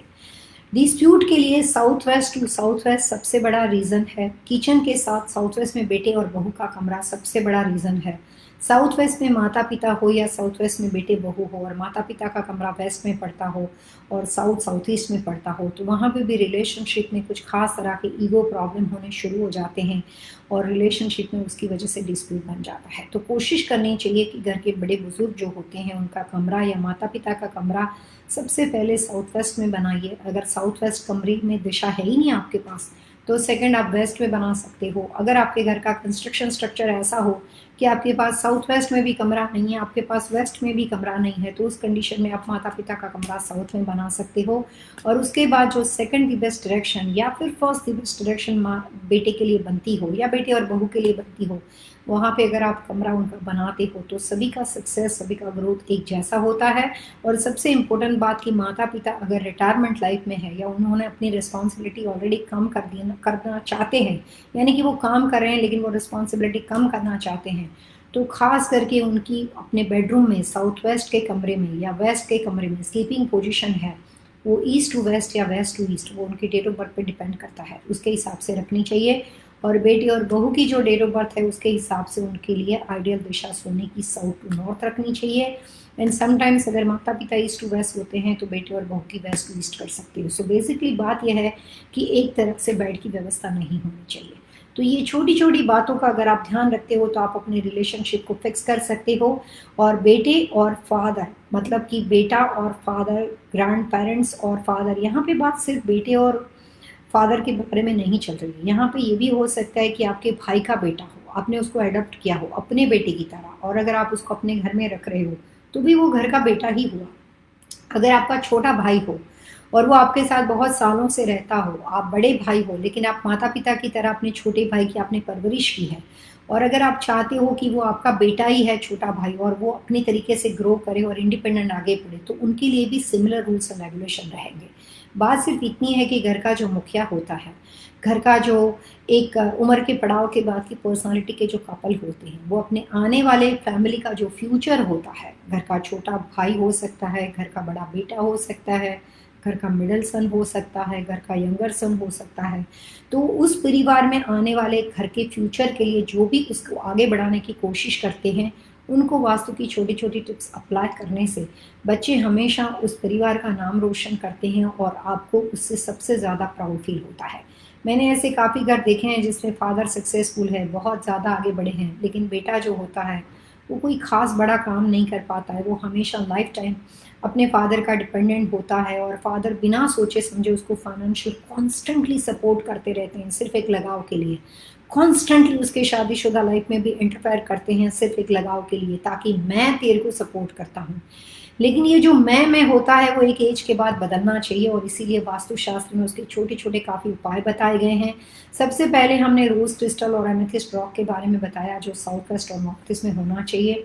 अगर किसी भी वजह से मकान में गलत तरह के कमरों की व्यवस्था की वजह से फादर एंड सन के बीच में रिलेशनशिप में डिस्प्यूट होता हो, ऐसे लोगों को घर के सेंटर पार्ट के अंदर, ब्रह्म स्थान के अंदर कुछ खास तरह का क्रिस्टल शैंडलियर का उपयोग करना चाहिए। अगर घर की हाइट बहुत ही कम हो और ब्रह्म स्थान में अगर आप शैंडलियर नहीं लगा सकते हो तो आप वहाँ पे वॉल माउंट लाइट्स भी लगा सकते हो, या फिर क्रिस्टल के जो ब्रैकेट लाइट्स होते हैं जो दीवानों के राइट और लेफ्ट साइड वॉल पे लगते हैं उसको ब्रैकेट लाइट बोलते हैं, तो आप वहाँ पे ब्रैकेट लाइट का भी प्रयोग कर सकते हैं। और वहाँ पे उस क्रिस्टल ब्रैकेट लाइट का प्रयोग करने के बाद शाम को 7 बजे से लेकर जब तक अंधेरा हो जाता है, up to 9 o'clock, 9:30, 10 o'clock, जब तक आप सोने नहीं जाते हो, तब तक वहाँ पे उस क्रिस्टल लाइट से रोशनी होनी चाहिए, वहाँ पे उस लाइट का उपयोग होना चाहिए, वो लैंप जलने चाहिए। अगर उस लैंप को आप यूज़ करते हो, अगर उस लाइट का आप यूज़ करते हो एवरी नाइट, तो वो भी रिलेशनशिप डिस्प्यूट में आपके लिए सोने पे सुहागा वाला काम करेगा और उसका भी पॉजिटिव रिजल्ट आपको दिखाई देता है। उसके अलावा अगर माता पिता का कमरा साउथ वेस्ट और बेटे का कमरा भी साउथ वेस्ट में बना हुआ हो, तो उस कंडीशन के अंदर क्रिस्टल की जो रॉ रॉक होते हैं, क्रिस्टल 2 तरह के आते हैं, एक होता है फिनिश रॉक, एक होता है रॉ रॉक। रॉ रॉक जो होता है वो बहुत ही रफ फॉर्म में आता है, जो डल वाइट होता है, एकदम शाइन टोन में डायमंड की तरह चमकता नहीं है, लेकिन वो बहुत ही डल वाइट होता है। तो जहाँ पे भी साउथ वेस्ट में फादर एंड सन का कमरा ऊपर नीचे एक ही दिशा में हो, जहाँ पे भी माता पिता, पेरेंट्स और बेटी का कमरा वेस्ट में ऊपर नीचे एक ही दिशा में बना हुआ हो, जहाँ पे भी घर के अंदर साउथ यानी दक्षिण दिशा में माता पिता का कमरा एक साथ ऊपर नीचे बना हुआ हो, और जहाँ कहीं साउथ ईस्ट में माता पिता का कमरा और बेटे और बहू का कमरा या फिर एल्डर सन का कमरा या घर के ब्रदर का कमरा एक ही दिशा में बना हुआ हो, तो उस कंडीशन के अंदर दोनों ऊपर और नीचे वाले कमरे के अंदर जाके 260 डिग्री पे आपको रॉ क्रिस्टल को रखना पड़ेगा। रॉ क्रिस्टल के काफ़ी बड़े बड़े पीसीस आते हैं। यहाँ पे छोटा मोटा क्रिस्टल 10 पाउंड क्रिस्टल नहीं चलेगा, क्योंकि 10 पाउंड बहुत ही लेस क्रिस्टल होता है। यहाँ पे आपको काफ़ी हैवी रॉक का प्रयोग करना पड़ेगा, और उस तरह का मोर देन आप ये कह सकते हो कि मोर देन 25 पाउंड से ज़्यादा वेट वाली चीज़ें होनी चाहिए कंपल्सरी। एंड 260 डिग्री पे काफ़ी टॉल एंड हैवी चीज़ों को रखना है, और उसके ऊपर एक शेल्फ लगानी है, और शेल्फ के ऊपर जाके आपको बड़ा सा रॉ रॉक का पीस जो है वो क्रिस्टल का रखना है। रॉ रॉक, फिनिश नहीं चाहिए, रॉ रॉक। तो अगर ऊपर नीचे एक ही दिशा में अगर वहाँ पे कमरे बने हुए हो तो 2-3 बातों का ध्यान रखना है। दिशा मैंने आपको 4 बताई, साउथ वेस्ट, वेस्ट साउथ और साउथ ईस्ट। और कमरे अगर पैरेलल ऊपर नीचे बने हुए हो तो वहाँ पे आप सबसे पहले तो क्रिस्टल रॉक का उपयोग करोगे 260 डिग्री पे। 260 डिग्री पे टॉल एंड हैवी चीज़ को रखना है, और उसके ऊपर शेल्फ लगा के आपको रॉक का उपयोग करना है। दूसरी बात, जो भी फ्लोर पे वो कमरे बने हो, जैसे first floor and second floor, तो फर्स्ट फ्लोर पे जिस कलर का उपयोग किया गया था सेकंड फ्लोर पे वो सिमिलर कलर नहीं हो सकते, उससे कम्प्लीटली डिफरेंट कलर हो सकते हैं, लेकिन वही दिशा के कलर होने चाहिए। दिशा के एलिमेंट की बात चल रही है, साउथ वेस्ट हो तो उसके, वेस्ट हो तो उसके, लेकिन एक ही कलर कॉम्बिनेशन में वो 2 कमरे नहीं बनाने चाहिए।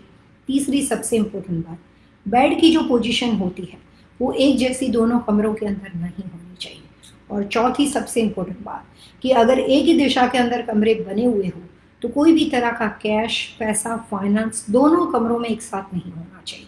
या तो अगर आप पेरेंट्स को बिलीव करते हो तो पेरेंट्स के कमरे में बना सकते हो, और बेटे बहू को अपना कैश, अपना फाइनेंस, अपनी कोई भी चीज़ के लिए दूसरा कमरा, या बेटे को अपना ऑफिस व्यवस्था के अंदर वो कमरा बना सकता है। लेकिन पैसा, कैश, फाइनेंस दोनों एक जगह पे नहीं होनी चाहिए। जिस चीज़ को आप वहाँ पे एक ही दिशा में ऊपर नीचे रखोगे वो एक ही सेम दिशा में रही हुई चीज़ की वजह से डिस्प्यूट की वजह बन जाएगा। तो पैसे की वजह से झगड़ा घर में फादर एंड सन के बीच में कतई ही नहीं होना चाहिए। तो कोशिश करनी चाहिए कि सेविंग्स, सेफ बॉक्स, वैल्यूएबल चीज़ों का स्टोरेज ऊपर नीचे एक दिशा में नहीं होना चाहिए। तो इस तरह के उपाय से आप अपने घर में शांति बनाए रख सकते हो, और फादर एंड सन के रिलेशनशिप को, दो भाइयों के रिलेशनशिप को, घर का बड़ा बेटा, मिडिल सन और यंगर सन। यहाँ पे बात समझना है कि अगर आपके 2 बच्चे हैं, और अगर आपकी पहली बेटी है, एल्डर डॉटर है, और आपका सेकंड चाइल्ड अगर आपका बेटा है, तो भी बात यहाँ पे वो एल्डर सन के अंदर ही आएगी, क्योंकि वो सबसे घर का बड़ा बेटा है। लेकिन अगर आपके घर में एल्डर सन है, फिर मिडल में आपकी बेटी है, और फिर यंगर सन है, तो फिर यहाँ पे बात आपके एल्डर सन के बारे में आती है। तो कोशिश करनी चाहिए कि घर के मुखिया जो होते हैं वो अपने बच्चों के साथ, अपने ब्रेड विनर होने के साथ साथ अपने बेटे को अपना मुकाम देने के लिए कुछ उम्र के बाद कुछ चेंजेस करने बहुत ज़रूरी हो जाते हैं, और सारी चीज़ एक जैसी आइडेंटिकल सेम नहीं होनी चाहिए। बदलाव जो होता है वो परिवर्तन है, बदलाव जो होता है वो हमेशा आसपास के इंटीरियर डेकोरेशन के, कमरे के बदलाव से, रख रखाव से, प्लेसमेंट पोजीशन से, जितना बदलाव आप अपने घर में सही तरीके से करोगे उतना ही बदलाव आपकी ज़िंदगी में आएगा। जो स्टबर्ननेस अगर आपको अपने घर में अपने हस्बैंड के रिलेशनशिप से अगर आपको दिखते हो, तो वो सेम कलर्स कॉम्बिनेशन, वो सेम चीज़ों का प्रयोग कभी भी अपने बच्चों के लिए नहीं करना चाहिए। ताकि छोटी छोटी वास्तु की टिप्स से अगर आप अपना मनमुटाव दूर कर सकते हो तो उससे बेहतरीन कुछ हो ही नहीं सकता। आदमी के जीवन में वैसे बहुत सारी परेशानियां हो सकती हैं, ग्रहों के ऊपर ब्लेम करने के बजाय, कोई भी तरह के एस्ट्रोलॉजिकल ब्लेम करने के बजाय, छोटी छोटी टिप्स से अगर आप अपने रिलेशनशिप को बनाए रखते हो तो उससे बेहतरीन कुछ हो ही नहीं सकता। और वही हमारा प्रयास है इस लाइव शो के माध्यम से कि आपको सही दिशा में गाइडेंस दिया जाए।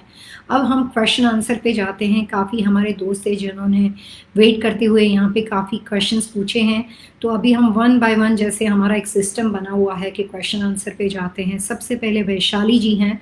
वैशाली जी ने हेलो कहा है। नमस्कार Vaishali ji, welcome to Vastu living ma'am. उसके बाद हमारे पास मनप्रीत संधो है। मनप्रीत संधो ने यहाँ पे क्वेश्चन पूछा है, Jasprit Kaur 23 Jalandhar, Punjab. She got divorced last year. Want to know about her future and now can we help to start life? यहाँ पे मनप्रीत जी जसप्रीत कौर को हेल्प करना चाहते हैं, उसकी डेट ऑफ बर्थ दी है, और बात यहाँ पे रिलेशनशिप डिस्प्यूट का है। आज हमारा पॉइंट ही यही था।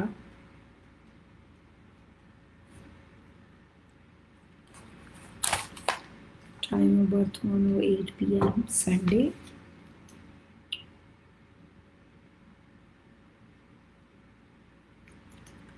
जसप्रीत कौर, आपने ये नहीं लिखा है कि जसप्रीत कौर कौन सी दिशा में रहती है और कहाँ रहती है, लेकिन ठीक है, कोई बात नहीं, जितना इन्फॉर्मेशन है उतना काफ़ी है। जलंधर में पैदा हुए हैं, पंजाब में, ठीक है।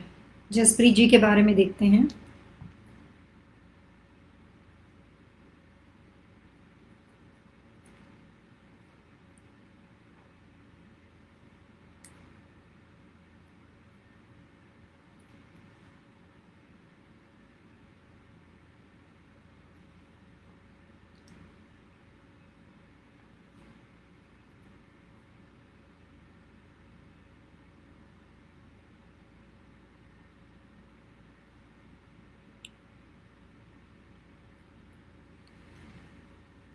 मैं आपको जसप्रीत के बारे में एक बात बता दूं कि जसप्रीत जो है वो बहुत अच्छी पर्सनालिटी है, लेकिन ये भी थोड़े से शॉर्ट टेम्पर है। मनप्रीत, ये बात मैं आपको इसलिए नहीं बताती क्योंकि मैं जसप्रीत के बारे में कुछ नेगेटिव बोलना चाहती हूँ, बट मैं पॉजिटिव इसलिए बताती हूँ कि जसप्रीत का आने वाला साल 2021 का बहुत अच्छा आ रहा है। अगर आप दोबारा शादी करवाने के लिए सोचते हो तो 2021 is really really helpful for her. लेकिन यही स्वभाव, यही पर्सनालिटी, यही रवैया और यही एटीट्यूड अगर दोबारा रहेगा तो परेशान होने के चांसेस बहुत ज़्यादा है। कई बार हम जाने अनजाने में हम डिवोर्स के लिए बहुत सारी वजह ढूंढते हैं, राइट, कि हमेशा सामने वाले का फॉल्ट होता है, विच इज़ ट्रू के होता है। लेकिन कई बार हमारा फॉल्ट ये होता है कि हम चीज़ों को बहुत ही स्ट्रेच करते हैं, उसको जाने नहीं देते हैं। अगर किसी बंदे से गलती हो जाती है, विच इज़ ओके, उसने अपोलोजाइज़ किया, सॉरी किया, मिस्टेक को एक्सेप्ट किया, तो उसको खींच के अगर सामने वाला पार्टनर उसको लंबी करने की कोशिश करेगा, चीज़ों को स्ट्रेच करने की कोशिश करेगा, तो रिश्ते टूट सकते हैं। सो थोड़ा सा नेचर में दोनों तरीके से एडजस्टमेंट वाला स्वभाव, समझने का तरीका, एडजस्टमेंट भी नहीं लेकिन मैच्योरिटी का लेवल होना बहुत ज़रूरी है। आप ये कर सकते हो कि जसप्रीत जो है उसका बेडरूम फ़िलहाल अपने घर के नॉर्थ यानी उत्तर दिशा में बनाओ, और इसकी सोने की व्यवस्था जो है वो ईस्ट टू वेस्ट रख सकते हो या साउथ टू नॉर्थ रख सकते हो। तो उस कंडीशन में जो आने वाली नई अपॉर्चुनिटी है उसमें उसको दोबारा शादी के लिए अच्छा माहौल मिल जाएगा। और अगर आपके पास घर में नॉर्थ के लिए कमरा किसी वजह से ना बना हुआ हो तो उसके लिए सेकंड ऑप्शन है जसप्रीत के लिए नॉर्थ वेस्ट। ये दोनों में कहीं पे भी आप उसका कमरा बनाओ, सोने की दिशा जो है वो ईस्ट टू वेस्ट हो सकती है, साउथ टू नॉर्थ हो सकती है। और उसको कोई भी वुड की बनी हुई चीज़ें या एक ग्रीन कलर का स्टोन आता है जिसको जेड बोलते हैं, जेड की बनी हुई काफ़ी ज्वेलरी आती है मार्केट में, जेड के बने हुए नेकलेस आते हैं। आप जेड प्लांट डालोगे आपको मिल जाएगी उसके बनी हुई जेमस्टोन ज्वेलरी, वो आप उसको पहनाओ 2021 आने से पहले, और शादी हो जाने के बाद 1 साल तक उसको बोलो कि ये पहने रखे। उससे स्वभाव में काफ़ी हद तक पॉजिटिव परिवर्तन आएगा। और दोबारा रिलेशनशिप बनाने में कोई भी हेल्प चाहिए, सामने वाले लड़के की डेट ऑफ बर्थ को मैच करना है, तो आप इस प्रोग्राम का हिस्सा बन सकते हो और हमारी कोशिश रहेगी कि आप जसप्रीत को एक अच्छा लाइफ पार्टनर दोबारा मिल जाए। So good luck for Jaspreet. उसके बाद यहाँ पे सुनीता भटाड़ा जी एक बार और हमारे साथ है। नमस्कार सुनीता जी। मिस हारून जो इस प्रोग्राम के फैमिली फैमिली बोल सकते हो आप इनको, बस यही मैं कहूँगी क्योंकि ये सब सुनीता भटाड़ा, मिस हारून, ये सब हमारी फैमिली है इस लाइव शो की। और उन्होंने यहाँ पे hi Pallavi ji, so good to see you again, same here ma'am. Manpreet Sandhu, hi Pallavi ji, my boiler in my kitchen, okay, storage which is the forward to the west, can you please give me the remedy for it? Okay,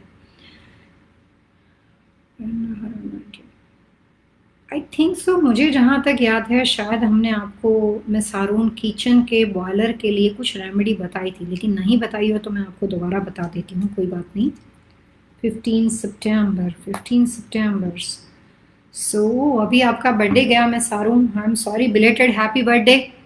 हम ज़रा आपका birthday wish करने में थोड़े से late है, आई apologise for that, लेकिन belated birthday, आप हमेशा खुश रहे, ये दुआ है मेरी आपके लिए, मेरी और मेरी वास्तु लिविंग टीम की ओर से, और ये जो भी हमारे व्यूअर्स है सभी की ओर से, कि आप खुश रहें और आपकी सारी दुआएं कबूल हो जाए। सो गॉड ब्लेस यू डियर। और जो क्वेश्चन आपने यहाँ पे हमें पूछा है उसके लिए मैं आपको कहना चाहूँगी कि अगर ये आपका बॉयलर किचन का जो स्टोरेज एरिया है वो वेस्ट में बना हुआ है तो उससे 2 वास्तु दोष खड़े हो जाएंगे। किचन में जब कभी आप खाना बनाओगे तो अगर किचन भी वेस्ट में है और बॉयलर भी वेस्ट में है तो आपको अभी जो मैं रेमेडी सजेस्ट करूँगी वो आपको फिर पूरे किचन और बॉयलर एरिया सब जगह पे करनी पड़ेगी, क्योंकि बॉयलर वेस्ट दिशा में कोई भी तरह की गर्म पानी की चीज़ें, गर्म पानी का बॉयलर, कोई भी तरह का खाना बनाना, फायर एलिमेंट को क्रिएट करना, ये सारे वास्तु दोष की निशानी है मिस हारून, और वो आपको स्टेबिलिटी के कॉर्नर में बहुत भारी पड़ सकता है। यानी कि जिस बिज़नेस में आप काम करते हो, जिस बिज़नेस में आपके हस्बैंड लगे हैं, जो आप जॉब करते हो, घर का जो एक प्रोग्रेस होता है, घर का जो वेल्थ होती है, जिसको आप प्रोस्पेरिटी बोल सकते हो।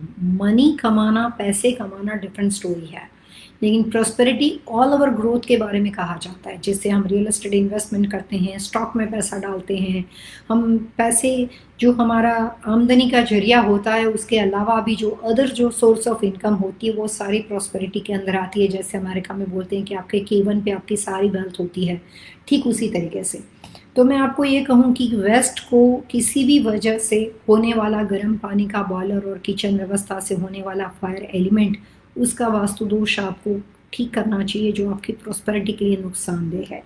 तो आप ये लिख सकते हो। सबसे पहले तो आप अपने किचन के अंदर ज़्यादा से ज़्यादा मेटलिक कलर की चीज़ों को रखो और उसमें मेटल की बनी हुई चीज़ों का डेकोरेशन होना चाहिए। पूरा जो भी किचन एरिया है वहाँ पे, फ्लोर पे, कैबिनेट्स के ऊपर जितना डेकोरेशन है वो मैक्सिमम मेटल का होना चाहिए। उसमें खास करके कॉपर फिनिश, सिल्वर फिनिश और ब्राउन फिनिश में से किसी भी एक चीज़ को सिलेक्ट करना है जो आपके थीम के साथ मैच करता हो, और उस थीम से बने हुए मेटल की चीज़ों का डेकोरेशन होना चाहिए। वॉलपेपर हो सकता है, वॉल पीस हो सकते हैं उस तरह के फिनिश के, उस कलर के स्टैचूज हो सकते हैं जो अगर आप फ्लोर पे रख सकते हो बड़ा सा स्टैचू करके, या फिर आप छोटे छोटे किचन काउंटर के ऊपर रख सकते हो, कैबिनेट्स के ऊपर रख सकते हो। और साथ में आपको कुछ खास तरह की चीज़ें, जैसे कि आपको वेस्ट दिशा के अंदर जाके 300 डिग्री पे अपना किचन मेजरमेंट लेना है और 300 डिग्री पे जाके वहाँ पे आपको कुछ स्मोकी क्वार्ट्स को रखना पड़ेगा। 300 डिग्री पे जाके वहाँ पे आपको मेटल स्क्रैप को रखना पड़ेगा। तो अगर एक छोटा सा बास्केट ले लो कंटेनर जैसा, उसमें कुछ मेटल स्क्रैप जो हमको पेप्सी के छोटे छोटे एम्प्टी टीन होते हैं उसका भी प्रयोग कर सकते हो, उसको डाल दो। या फिर सबसे अच्छा है 300 डिग्री पे किचन में जाके एक विंड चाइम्स ले आओ, और विंड चाइम्स जो है उसके जो पाइप्स होते हैं वो इवन नंबर में होने चाहिए। 6 पाइप्स, 8 पाइप्स, 12 पाइप, 16 पाइप, जितना बड़ा किचन हो उस पर डिपेंड करता है। सिंपल पे जाते हैं 12 और 16 पाइप, और वो जो पाइप्स होते हैं वो सॉलिड हो सकते हैं, बहुत ही पतले पाइप होने चाहिए, उसके ऊपर कोई भी इधर उधर की चीज़ें नहीं होनी चाहिए, प्लेन सिंपल विंड चाइम्स। वो आप जाके किचन के 300 डिग्री पे लगा दो, और जो आपका बॉयलर है वहाँ पे भी जाके आपको वही मेटल स्क्रैप जो आपने बास्केट में भर के मेटल स्क्रैप जो यहाँ पे रखे थे ऑल ओवर किचन के 300 डिग्री पे, वो बॉयलर के पास जाके नियर बाय बॉयलर एरिया रख सकते हो। और बॉयलर का बाहर का जो हिस्सा होता है उसको आप सिल्वर कलर से पेंट कर सकते हो। आज के ज़माने में तो मिस हारून टैंकलेस हो गई सारी चीज़ें, बॉयलर को ही निकाल दो, टैंकलेस कर दो, बात खत्म हो जाएगी, सिर्फ किचन की रेमेडी करनी पड़ेगी। लेकिन आपके पास दोनों ऑप्शन है, सिल्वर कलर से पेंट कर सकते हो, मेटल स्क्रैप को वहाँ पे रखना है बॉयलर के पास एंड 300 डिग्री किचन एरिया में। किचन में आपको एक विंड चाइम्स लगाना है जो इवन नंबर के पाइप में होगा, जिसमें 6, 8, 12 पाइप हो सकते हैं, वो सिल्वर फिनिश का होना चाहिए और सॉलिड पाइप होनी चाहिए। और उस विंड चाइम्स के ऊपर कोई भी तरह की चीज़ें नहीं हो सकती, it's a plain wind chimes. तो इतनी रेमेडी आपको बॉयलर के लिए काफ़ी हेल्पफुल होगी। सो गुड लक मैम। उसके बाद एक बार फिर हमारे साथ विशाल पटेल हैं। विशाल पटेल भी इस वास्तु लिविंग के लाइव शो की फैमिली है। नमस्कार विशाल जी। उसके बाद वैशाली हमारे साथ जुड़े हैं। Vaishali please advice, I have main door okay south west, please suggest remedies. Vaishali ji, आपने ये तो लिखा है कि आपके घर का दरवाजा साउथ का है, लेकिन कुछ आगे पीछे इन्फॉर्मेशन नहीं है। साउथ वेस्ट जो होता है वैशाली काफ़ी लोगों के लिए सूटेबल नहीं होता है। पहले तो मुझे ये देखना पड़ेगा आपकी नाम और डेट ऑफ बर्थ के कि साउथ वेस्ट आपके लिए सूटेबल है कि नहीं है, और आप ही की डेट ऑफ बर्थ से उसकी रेमेडी डिसाइड की जाएगी। सो इन्फॉर्मेशन आपकी थोड़ी सी अधूरी है मैम। अगर आप शादीशुदा हो तो आप अपना नाम, डेट ऑफ बर्थ और अपने हस्बैंड का नाम, डेट ऑफ बर्थ दो, और इस घर में कब से आप रहने आए वो बता दो। ये इन्फॉर्मेशन के माध्यम से मैं आपको रेमेडी बता सकती हूँ। अभी सिर्फ ये कह सकती हूँ कॉमन जो आपकी डेट ऑफ बर्थ के बिना। ये भी बताना है आपको कि आप अमेरिका में हो कि कौन सी कंट्री में हो, क्योंकि अगर आप अमेरिका में हो और साउथ वेस्ट का आपका दरवाज़ा हो तो एक आसान उपाय है कि गराज डोर को ज़्यादा यूज़ करो, और साउथ वेस्ट का गराज को आप मेन डोर बोल रहे हो बहुत सारा कंफ्यूजन है, क्वेश्चन क्लियर नहीं है आपका। अगर आपके पास साउथ वेस्ट का मेन डोर बना हुआ हो तो डोर के बाहर जाके सिंपल एक रेड कलर से आर्च बना दो, और घर का दरवाज़ा हो तो उसके राइट और लेफ्ट कॉर्नर में दो बड़ी बड़ी हैवी स्टोन की चीज़, जो एक साइज का स्टोन हो, उसकी हाइट जो होती है वो मोर देन 36 इंच के जितनी हो, एटलीस्ट 24 इंच से ऊपर तो होना ही चाहिए। तो 24 से 36 इंच की हाइट के दो tall and heavy statue right and left corner of the house outside, घर के बाहर साउथ वेस्ट के ऊपर रख दो। ये कॉमन रेमेडी अप्लाई कर दो, बाकी इंडिविजुअल रेमेडी आपकी प्रॉपर इन्फॉर्मेशन को देख के मैं आपको सजेस्ट कर सकती हूँ। साथ में एक बात मैं बता दूं कि साउथ वेस्ट का जो एंट्रेंस होता है फॉयर का या पोर्च का, दरवाजे में अंदर घुसने के बाद फॉयर एरिया और बिल्कुल डोर के बाहर का एरिया, वहाँ पे जितनी हो सके उतनी पिंक एंड मजेंडा कलर की चीज़ों का डेकोरेशन करो। पिक्चर, पोस्टर, पेंटिंग, डोरमेट, जो भी चीज़ आपके पास आसानी से मार्केट में मिलती हो। दोबारा जब आप मेरे को यहाँ पे मैसेज करो तो साथ में ज़रूर बताइएगा कि आप कौन सी कंट्री से बिलोंग करते हो, मुझे सॉल्यूशन रेमेडी उसके हिसाब से बताना आसान हो जाएगा। उसके बाद सुनीता जी एक बार फिर हमारे साथ जुड़े हैं अपनी नीज का क्वेश्चन लेके, यशवी। ओके, यशवी तोशनी वाला 16,2000 Bombay 1058. She is very intelligent but does not focus on study. तोशनी वाला यशवी,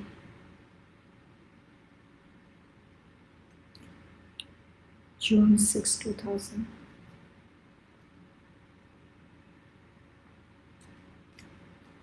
$10.53 Bombay.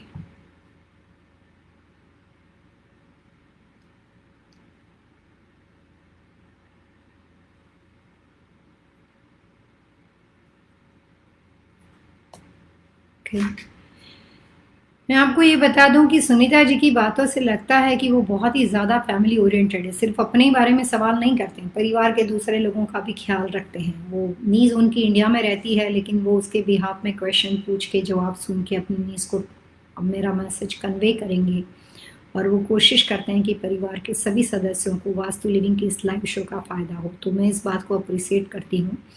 कई बार ऐसा होता है कि हम लोग हर जगह पे नहीं पहुंच सकते हैं, लेकिन जिस तरह से मैं इस लाइव शो के माध्यम से आपको वास्तु की इन्फॉर्मेशन पहुंचाने का प्रयास करती हूँ, ठीक उसी तरीके से अगर आप भी अपने परिवारजनों को, फैमिली मेम्बर को, दोस्तों को, जिसको इस लाइव शो के बारे में ना पता हो, उसको ये इन्फॉर्मेशन पहुंचाने की हमारी ओर से प्रयास करोगे, कोशिश करोगे, तो ये प्रोग्राम जो है उसकी ड्यूरेबिलिटी और ज़्यादा बढ़ जाएगी।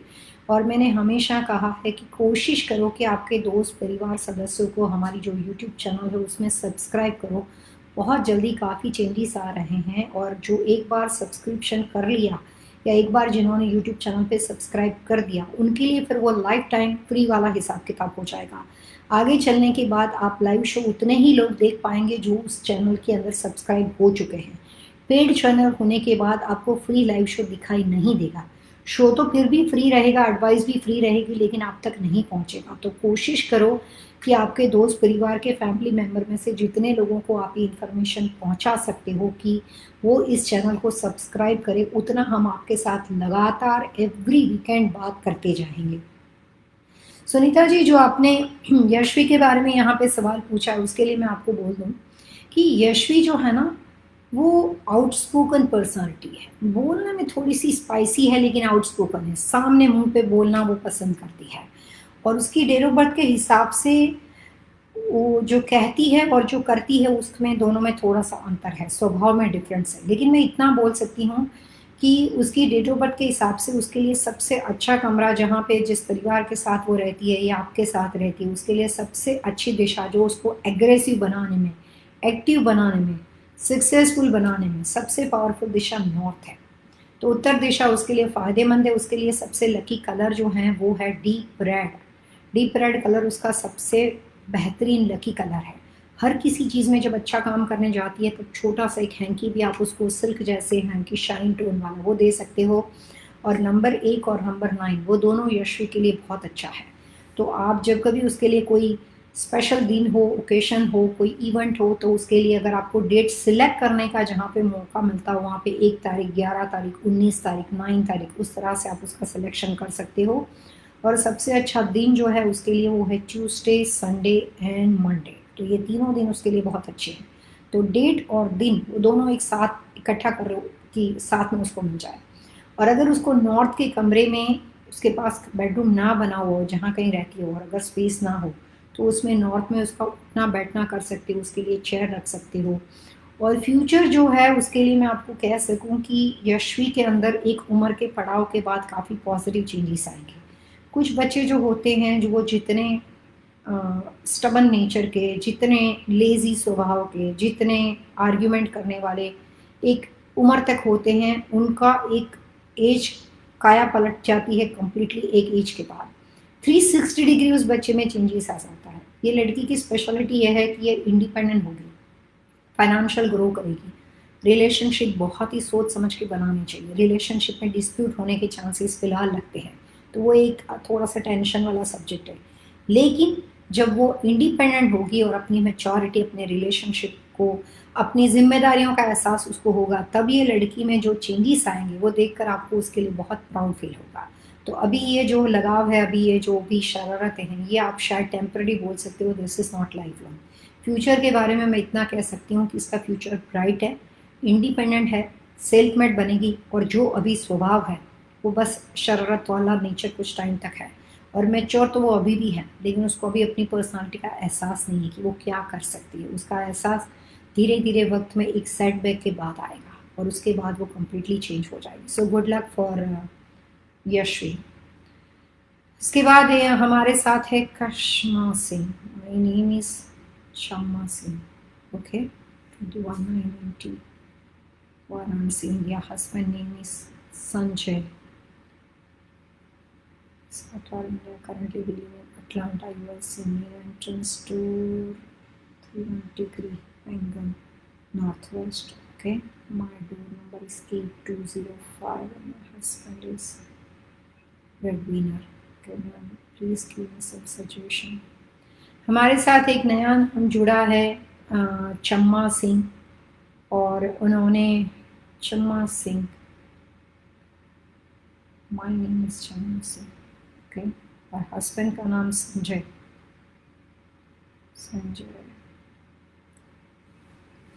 मैम मैं आपको बता दूं कि जहाँ तक मेरा नॉलेज है, जो वाइफ का नाम होता है उसके पीछे कौर लगता है, और हस्बैंड जो होते हैं पंजाबी कम्युनिटी में उनके पीछे सिंह लगता है। मैं थोड़ी सी कंफ्यूज आपको नाम को दोबारा इसलिए पढ़ रही हूँ कि मैं सही तो पढ़ रही हूँ कि नहीं, लेकिन आई एम होपिंग कि आप ये कहना चाहते हो कि आप फीमेल हो और आपका नाम चम्मा सिंह है, ये मैं अज्यूम कर रही हूँ, और आपके हस्बैंड जो है उसका नाम है संजय सातवार, और आप दोनों अटलांटा जॉर्जिया में रहते हो।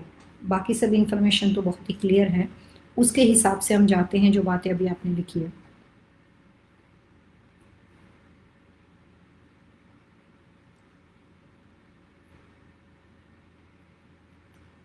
आप वाराणसी में पैदा हुए हो और आपके हस्बैंड जो है वो इंडिया में पैदा हुए हैं, सातवार में, ठीक है।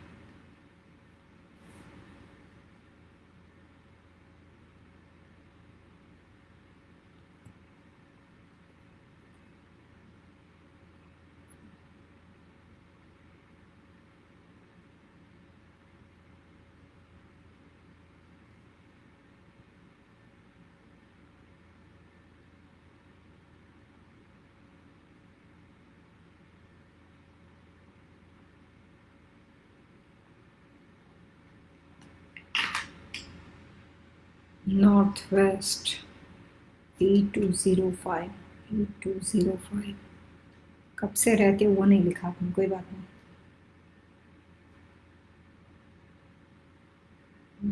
ओके, सो जो भी हमारे अभी ये नए व्यूअर्स जुड़े हैं, चम्मा सिंह जी, मैं आपको ये बता दूं कि जो आपने अपनी सारी इन्फॉर्मेशन यहाँ पे दी है उसके हिसाब से फॉर्चुनेटली नॉर्थ वेस्ट का घर तो आपके लिए अच्छा है।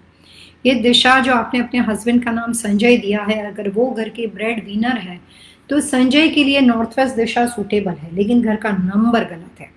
घर के लिए जो नंबर आपने दिए हैं, जैसे वास्तु में हम टोटल कैलकुलेशन नहीं करते हैं, तो 8205 को इंडिविजुअल अगर हम देखते हैं तो 8 सही है, 2 सही है, 0 सही है, लेकिन नंबर 5 वो प्रॉब्लमेटिक है।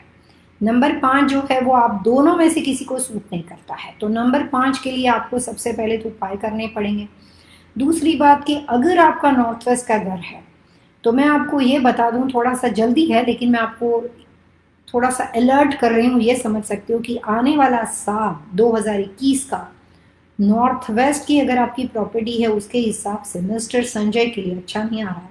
तो अपने करियर में जो भी इम्प्रूवमेंट करना हो, जो भी इन्हांसमेंट करना हो, वो अभी कर लो, तो आने वाले थोड़े से कमज़ोर पीरियड में, आपके वीक पीरियड के अंदर वो आपको बचा ले और आपका कोई नुकसान ना हो। तो सबसे पहले आपको ये लिखना पड़ेगा कि आप इस घर में कितने साल से यहाँ पे रहने आए। उसको अभी 5 साल हुए, 6 साल। अटलांटा जॉर्जिया में रहते हो, मेरे बिल्कुल पास में रहते हो। मैं फ्लोरिडा में हूँ, तो आप तो मेरे नेबर स्टेट के रहने वाले व्यक्ति हो। आपको मौका मिले तो कल हमारे यूट्यूब चैनल के ऊपर जो भी हमारा शो होता है वहाँ पे भी, लेकिन ये दोबारा सारी इन्फॉर्मेशन देनी पड़ेगी, हमारे पास कोई स्टोर, हम डेटा स्टोर नहीं करते आपका। लेकिन मैं इतना बता दूं कि आने वाला वक्त जो है 2021 का, वो आपके हस्बैंड के लिए, संजय के लिए अच्छा नहीं आ रहा है, तो आपको प्रिकॉशन लेने पड़ेंगे। और जो घर का नंबर 8205 लिखा है, उसमें नंबर 5 जहाँ पे लिखा है उसके पीछे जाके कोई भी दो स्टील या सिल्वर कलर के कोई भी तरह के पिक्चर्स या सिल्वर कलर के कोई भी फ्लावर्स, या फिर अगर आप लॉज या होम डिपो में जाओगे तो उसमें अलग अलग तरह के लेटर्स बने हुए होते हैं जो सिल्वर फॉर्मेट में होते हैं, इस तरह के कलर्स में, सिल्वर फॉर्मेट में। तो वहाँ पे आपको मिलेंगे, तो दो सिल्वर कलर्स के लेटर्स ले लो, चाहे दो ए ले सकते हो, ABC ले सकते हो, कुछ भी लेटर्स ले लो जो आपको सही लगता हो। और वो उनके नंबर 5 के पीछे एक ही साइज में 8205 के जो लेटर्स के साइज हो एग्जैक्टली वही नाप के दो लेटर्स लेकर, दो ए जाके आप लॉज होम डिपो कहीं भी आपको मिल जाएंगे, वहाँ पे दो लेटर्स उसके पीछे लगा सकते हो, या 2A हो सकता है, 2B हो सकता है, 2C हो सकता है। एक ही तरह का कोई भी लेटर्स जो 2 फॉर्मेट में, 2 फॉर्म में होना चाहिए, वो 5 के पीछे लगा दो। और जो 8205 जहाँ पे भी घर के बाहर लिखा है उसके नीचे बिल्कुल ही बारीक पतली सी एक रेड बॉर्डर लाइन बना दो, छोटी सी, पेंट कर सकते हो, उसके लिए कुछ खरीदने की जरूरत नहीं है, पेंट कर सकते हो।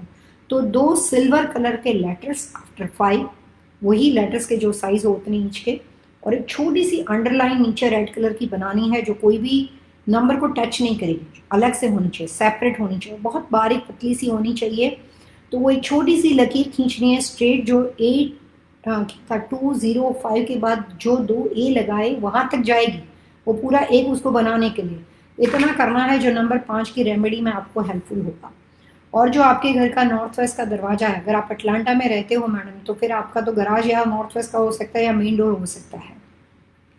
जब कभी आप किसी भी चीज़ को, अगर आप US बेस हो, ये आपके लिखने से, अटलांटा लिखने से मुझे काफ़ी हेल्प मिली, मुझे समझ में आ गया कि आपका स्ट्रक्चर कैसे हो सकता है। इसीलिए मैं बार बार रिक्वेस्ट करती हूँ कि जब कभी आप किसी भी कंट्री में रहते हो तो उसके बारे में मेंशन किया करो, सो हमें उसके स्ट्रक्चरल लेआउट को समझना आसान हो जाता है। सो आप इतने उपाय कर सकते हो, उसके बाद आगे चल के कितने साल से इस घर में रहते हो वो हमें ज़रा इन्फॉर्म करोगे, तो हम आपको 2021 के लिए कुछ उपाय बता सकते हैं। दोबारा भी उन्होंने वही इन्फॉर्मेशन को भेजा है। So good luck for miss Chamma Singh. Shweta Yadav, Shweta Yadav भी इस प्रोग्राम के रेगुलर व्यूअर्स हैं और वो हमेशा हमारे प्रोग्राम में हमारे साथ बने रहते हैं। नमस्कार श्वेता जी, वास्तु लिविंग टीम की ओर से आप सभी का स्वागत है लाइव शो में। और एक और क्वेश्चन श्वेता जी ने आज हमें यहाँ पे पूछा है। Hi ma'am, thank you so much for your help. My brother's son के 8 January 2019 4:30 AM लुइसविल US। इसका फ्यूचर कैसा है? यहाँ एस्ट्रोलॉजर ने बताया है मून एंड केतु युति। ओके, युति है, ओके ओके। निश्चय Yadav,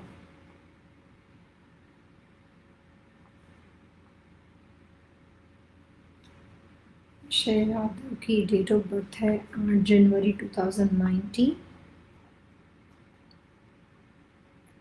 time of birth 5:33 PM in Louisville, US। Okay.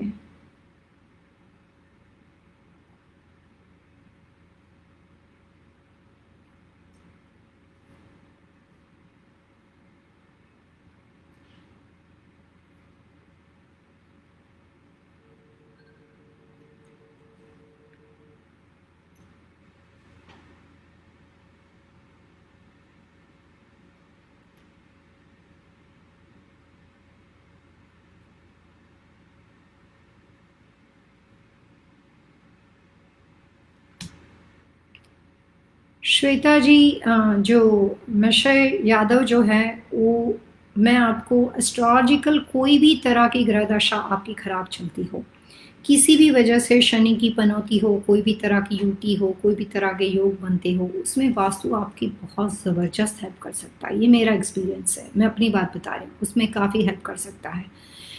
Prediction way is the same, लेकिन रेमेडियल पार्ट वास्तु और एस्ट्रोलॉजी का ड्रास्टिक चेंज होता है। जो चीज़ के लिए एस्ट्रोलॉजी के अंदर हवन पाठ पूजा की जाती है, वास्तु में वही चीज़ आपके घर में उस दिशा से, जिस दिशा के साथ वो परेशानी होती है, उसको जोड़ के ठीक की जाती है। अभी इसकी डेट ऑफ बर्थ के हिसाब से आने वाला वक्त है, उसमें जो संभालने लायक बातें हैं वो मैं आपके घर के उपाय से उसको फिक्स कर सकती हूँ। और उसके लिए आपको अपने घर की नॉर्थ उत्तर दिशा में क्या सामान रखा हुआ है, जिस घर में वो बेटा रहता है, जिस घर में ये आपके भाई का बेटा रहता है, उस घर में उत्तर दिशा में घर के नॉर्थ में क्या रखा है। अगर श्वेता 2 स्टोरी घर हो तो फर्स्ट फ्लोर के नॉर्थ में और सेकंड फ्लोर के नॉर्थ में क्या रखा है, ये बात सबसे पहले आपको मुझे बतानी है।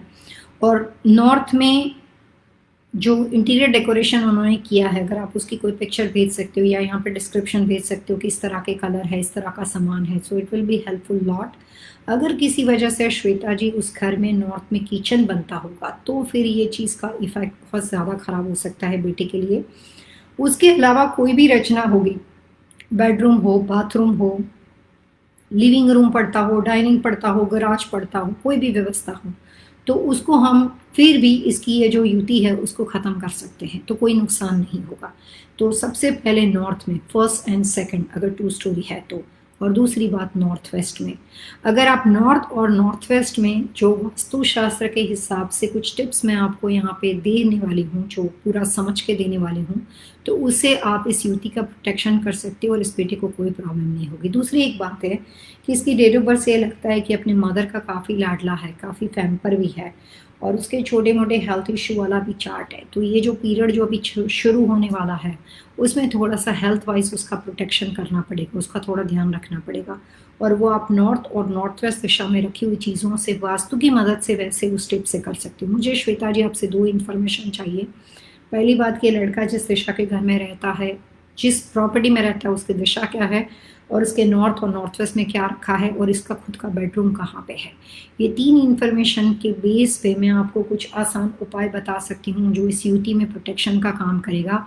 और मून और केतु की ये जो युति एस्ट्रोलॉजी में होती है उसका एक सिंपल आसान उपाय मैं बता दूँ। ये युति का एक योग ही ऐसा है कि वो हमेशा हिट करेगा, ऐसा नहीं होता है। समटाइम्स वो ऐसे ही निकल सकता है, तो इतनी डेंजरस सिचुएशन नहीं है कि आदमी को ख़त्म कर सके या आदमी को बहुत ज़्यादा नुकसान पड़े। इट्स वेरी बोलते हैं कि कुछ बातें ऐसी होती है कि कई बार कुछ झटका आपको 20 डिग्री से लगता है, कई बार कुछ झटका आपको 2000 डिग्री के स्पीड से लगता है, तो ये बहुत ही लाइट है।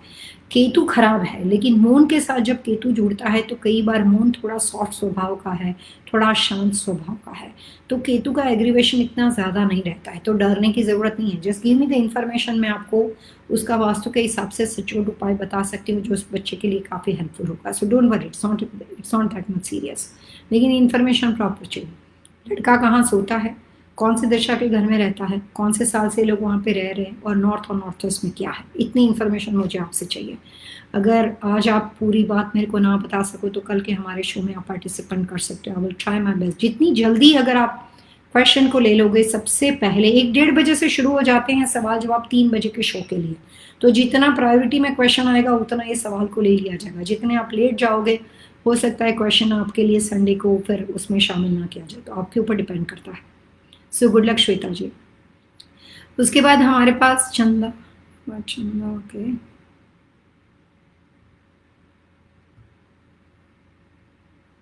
June 29, 1951, please suggest my lucky stone. Okay, Chandrakant ji ने यहाँ पे अपनी डेट ऑफ बर्थ दी है, बर्थ टाइम दिया है, बर्थ प्लेस भी दिया है, और अपने बारे में लकी स्टोन पूछा है। टाइम तो हो चुका है चंद्रकांत जी, लेकिन आपका सवाल ले लिया है, मैं जवाब जरूर देना चाहूंगी।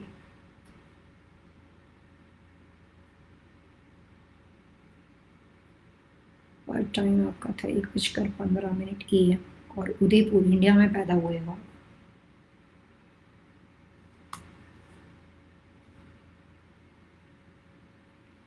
चंद्रकांत जी, आपकी डेट ऑफ बर्थ के हिसाब से इतना मैं बता सकती हूँ कि पूरी जिंदगी ने आपको बहुत ज़्यादा घुमाया है, स्ट्रगल जिंदगी में काफ़ी ऊपर नीचे किया है, लेकिन फिर भी लकी हो, सेल्फ मेड हो, अपने हिसाब से आगे बढ़े हो। कोई चीज़ आसानी से नहीं मिलती है।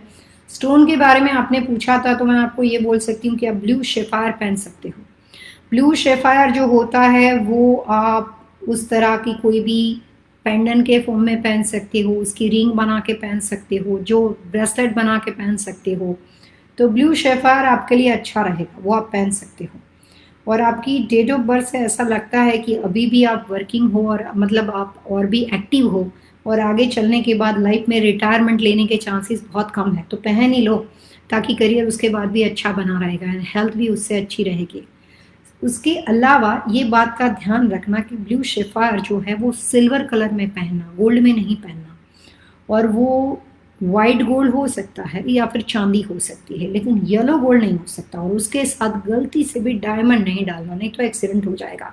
सो ये बात का ध्यान में रखना कि blue sapphire with any kind of silver material, और वो अकेला स्टोन हो, उसके साथ कुछ नहीं। तो सोच समझ के पहनिएगा ताकि उसका पॉजिटिव रिजल्ट आपको मिल सके। सो गुड लक। उसके बाद हमारे साथ मनप्रीत संधो जी है, विशाल पटेल एक बार फिर है, भावना पटेल है, कुछ और नए नाम है, समीर पटेल है, काफ़ी लोग हैं लेकिन टाइम हो चुका है ऑलरेडी, हम लोग इसमें लेट है। हरिंदर भाटी जी है, काफ़ी सारे लोग, एसपी कौर है, रुपिंदर कौर है। मैं आपसे एक हम्बल रिक्वेस्ट करूंगी कि आज का हमारा प्रोग्राम जो है, आज हमने कुछ थोड़ा सा यहाँ पे टेक्निकली चेंजेस किया था इन लोगों ने, कुछ आपको दिखाओ भी यहाँ पे डिफरेंट लगता होगा। दे आर ट्राइंग, ये शो को अच्छा करने के लिए सब लोगों की कोशिश है। लेकिन आज हमारे इंस्टाग्राम का शो ज़रूर होने वाला है। जो लोगों के बाकी के क्वेश्चन है, this is humble request to you कि आपके सवाल के जवाब या तो मैं फेसबुक के इस प्रोग्राम के ख़त्म होने के बाद भी इसमें दूंगी, ताकि इतने सारे लोगों को ऐसा ना हो कि क्वेश्चन के आंसर ना दिए जाए। प्रोग्राम ख़त्म होने के बाद भी मैं आपको टेक्स्ट करके आपके सवालों के जवाब देने की कोशिश करूंगी, या फिर आप हमारे इंस्टाग्राम के शो में जुड़िए। फादर एंड सन के रिलेशनशिप के बारे में कुछ बहुत ही इंपॉर्टेंट बातें हम आज आपके साथ 5:30 से 6 बजे इंस्टाग्राम के शो के ऊपर डिस्कस करने वाले हैं। तो आप कोशिश कीजिए कि उस प्रोग्राम का भी आप हिस्सा हो सके। खुश रहे, सलामत रहे। आज के शो में इतना ही। एक राह और सही दिशा जो जिंदगी बदल दे। नमस्कार।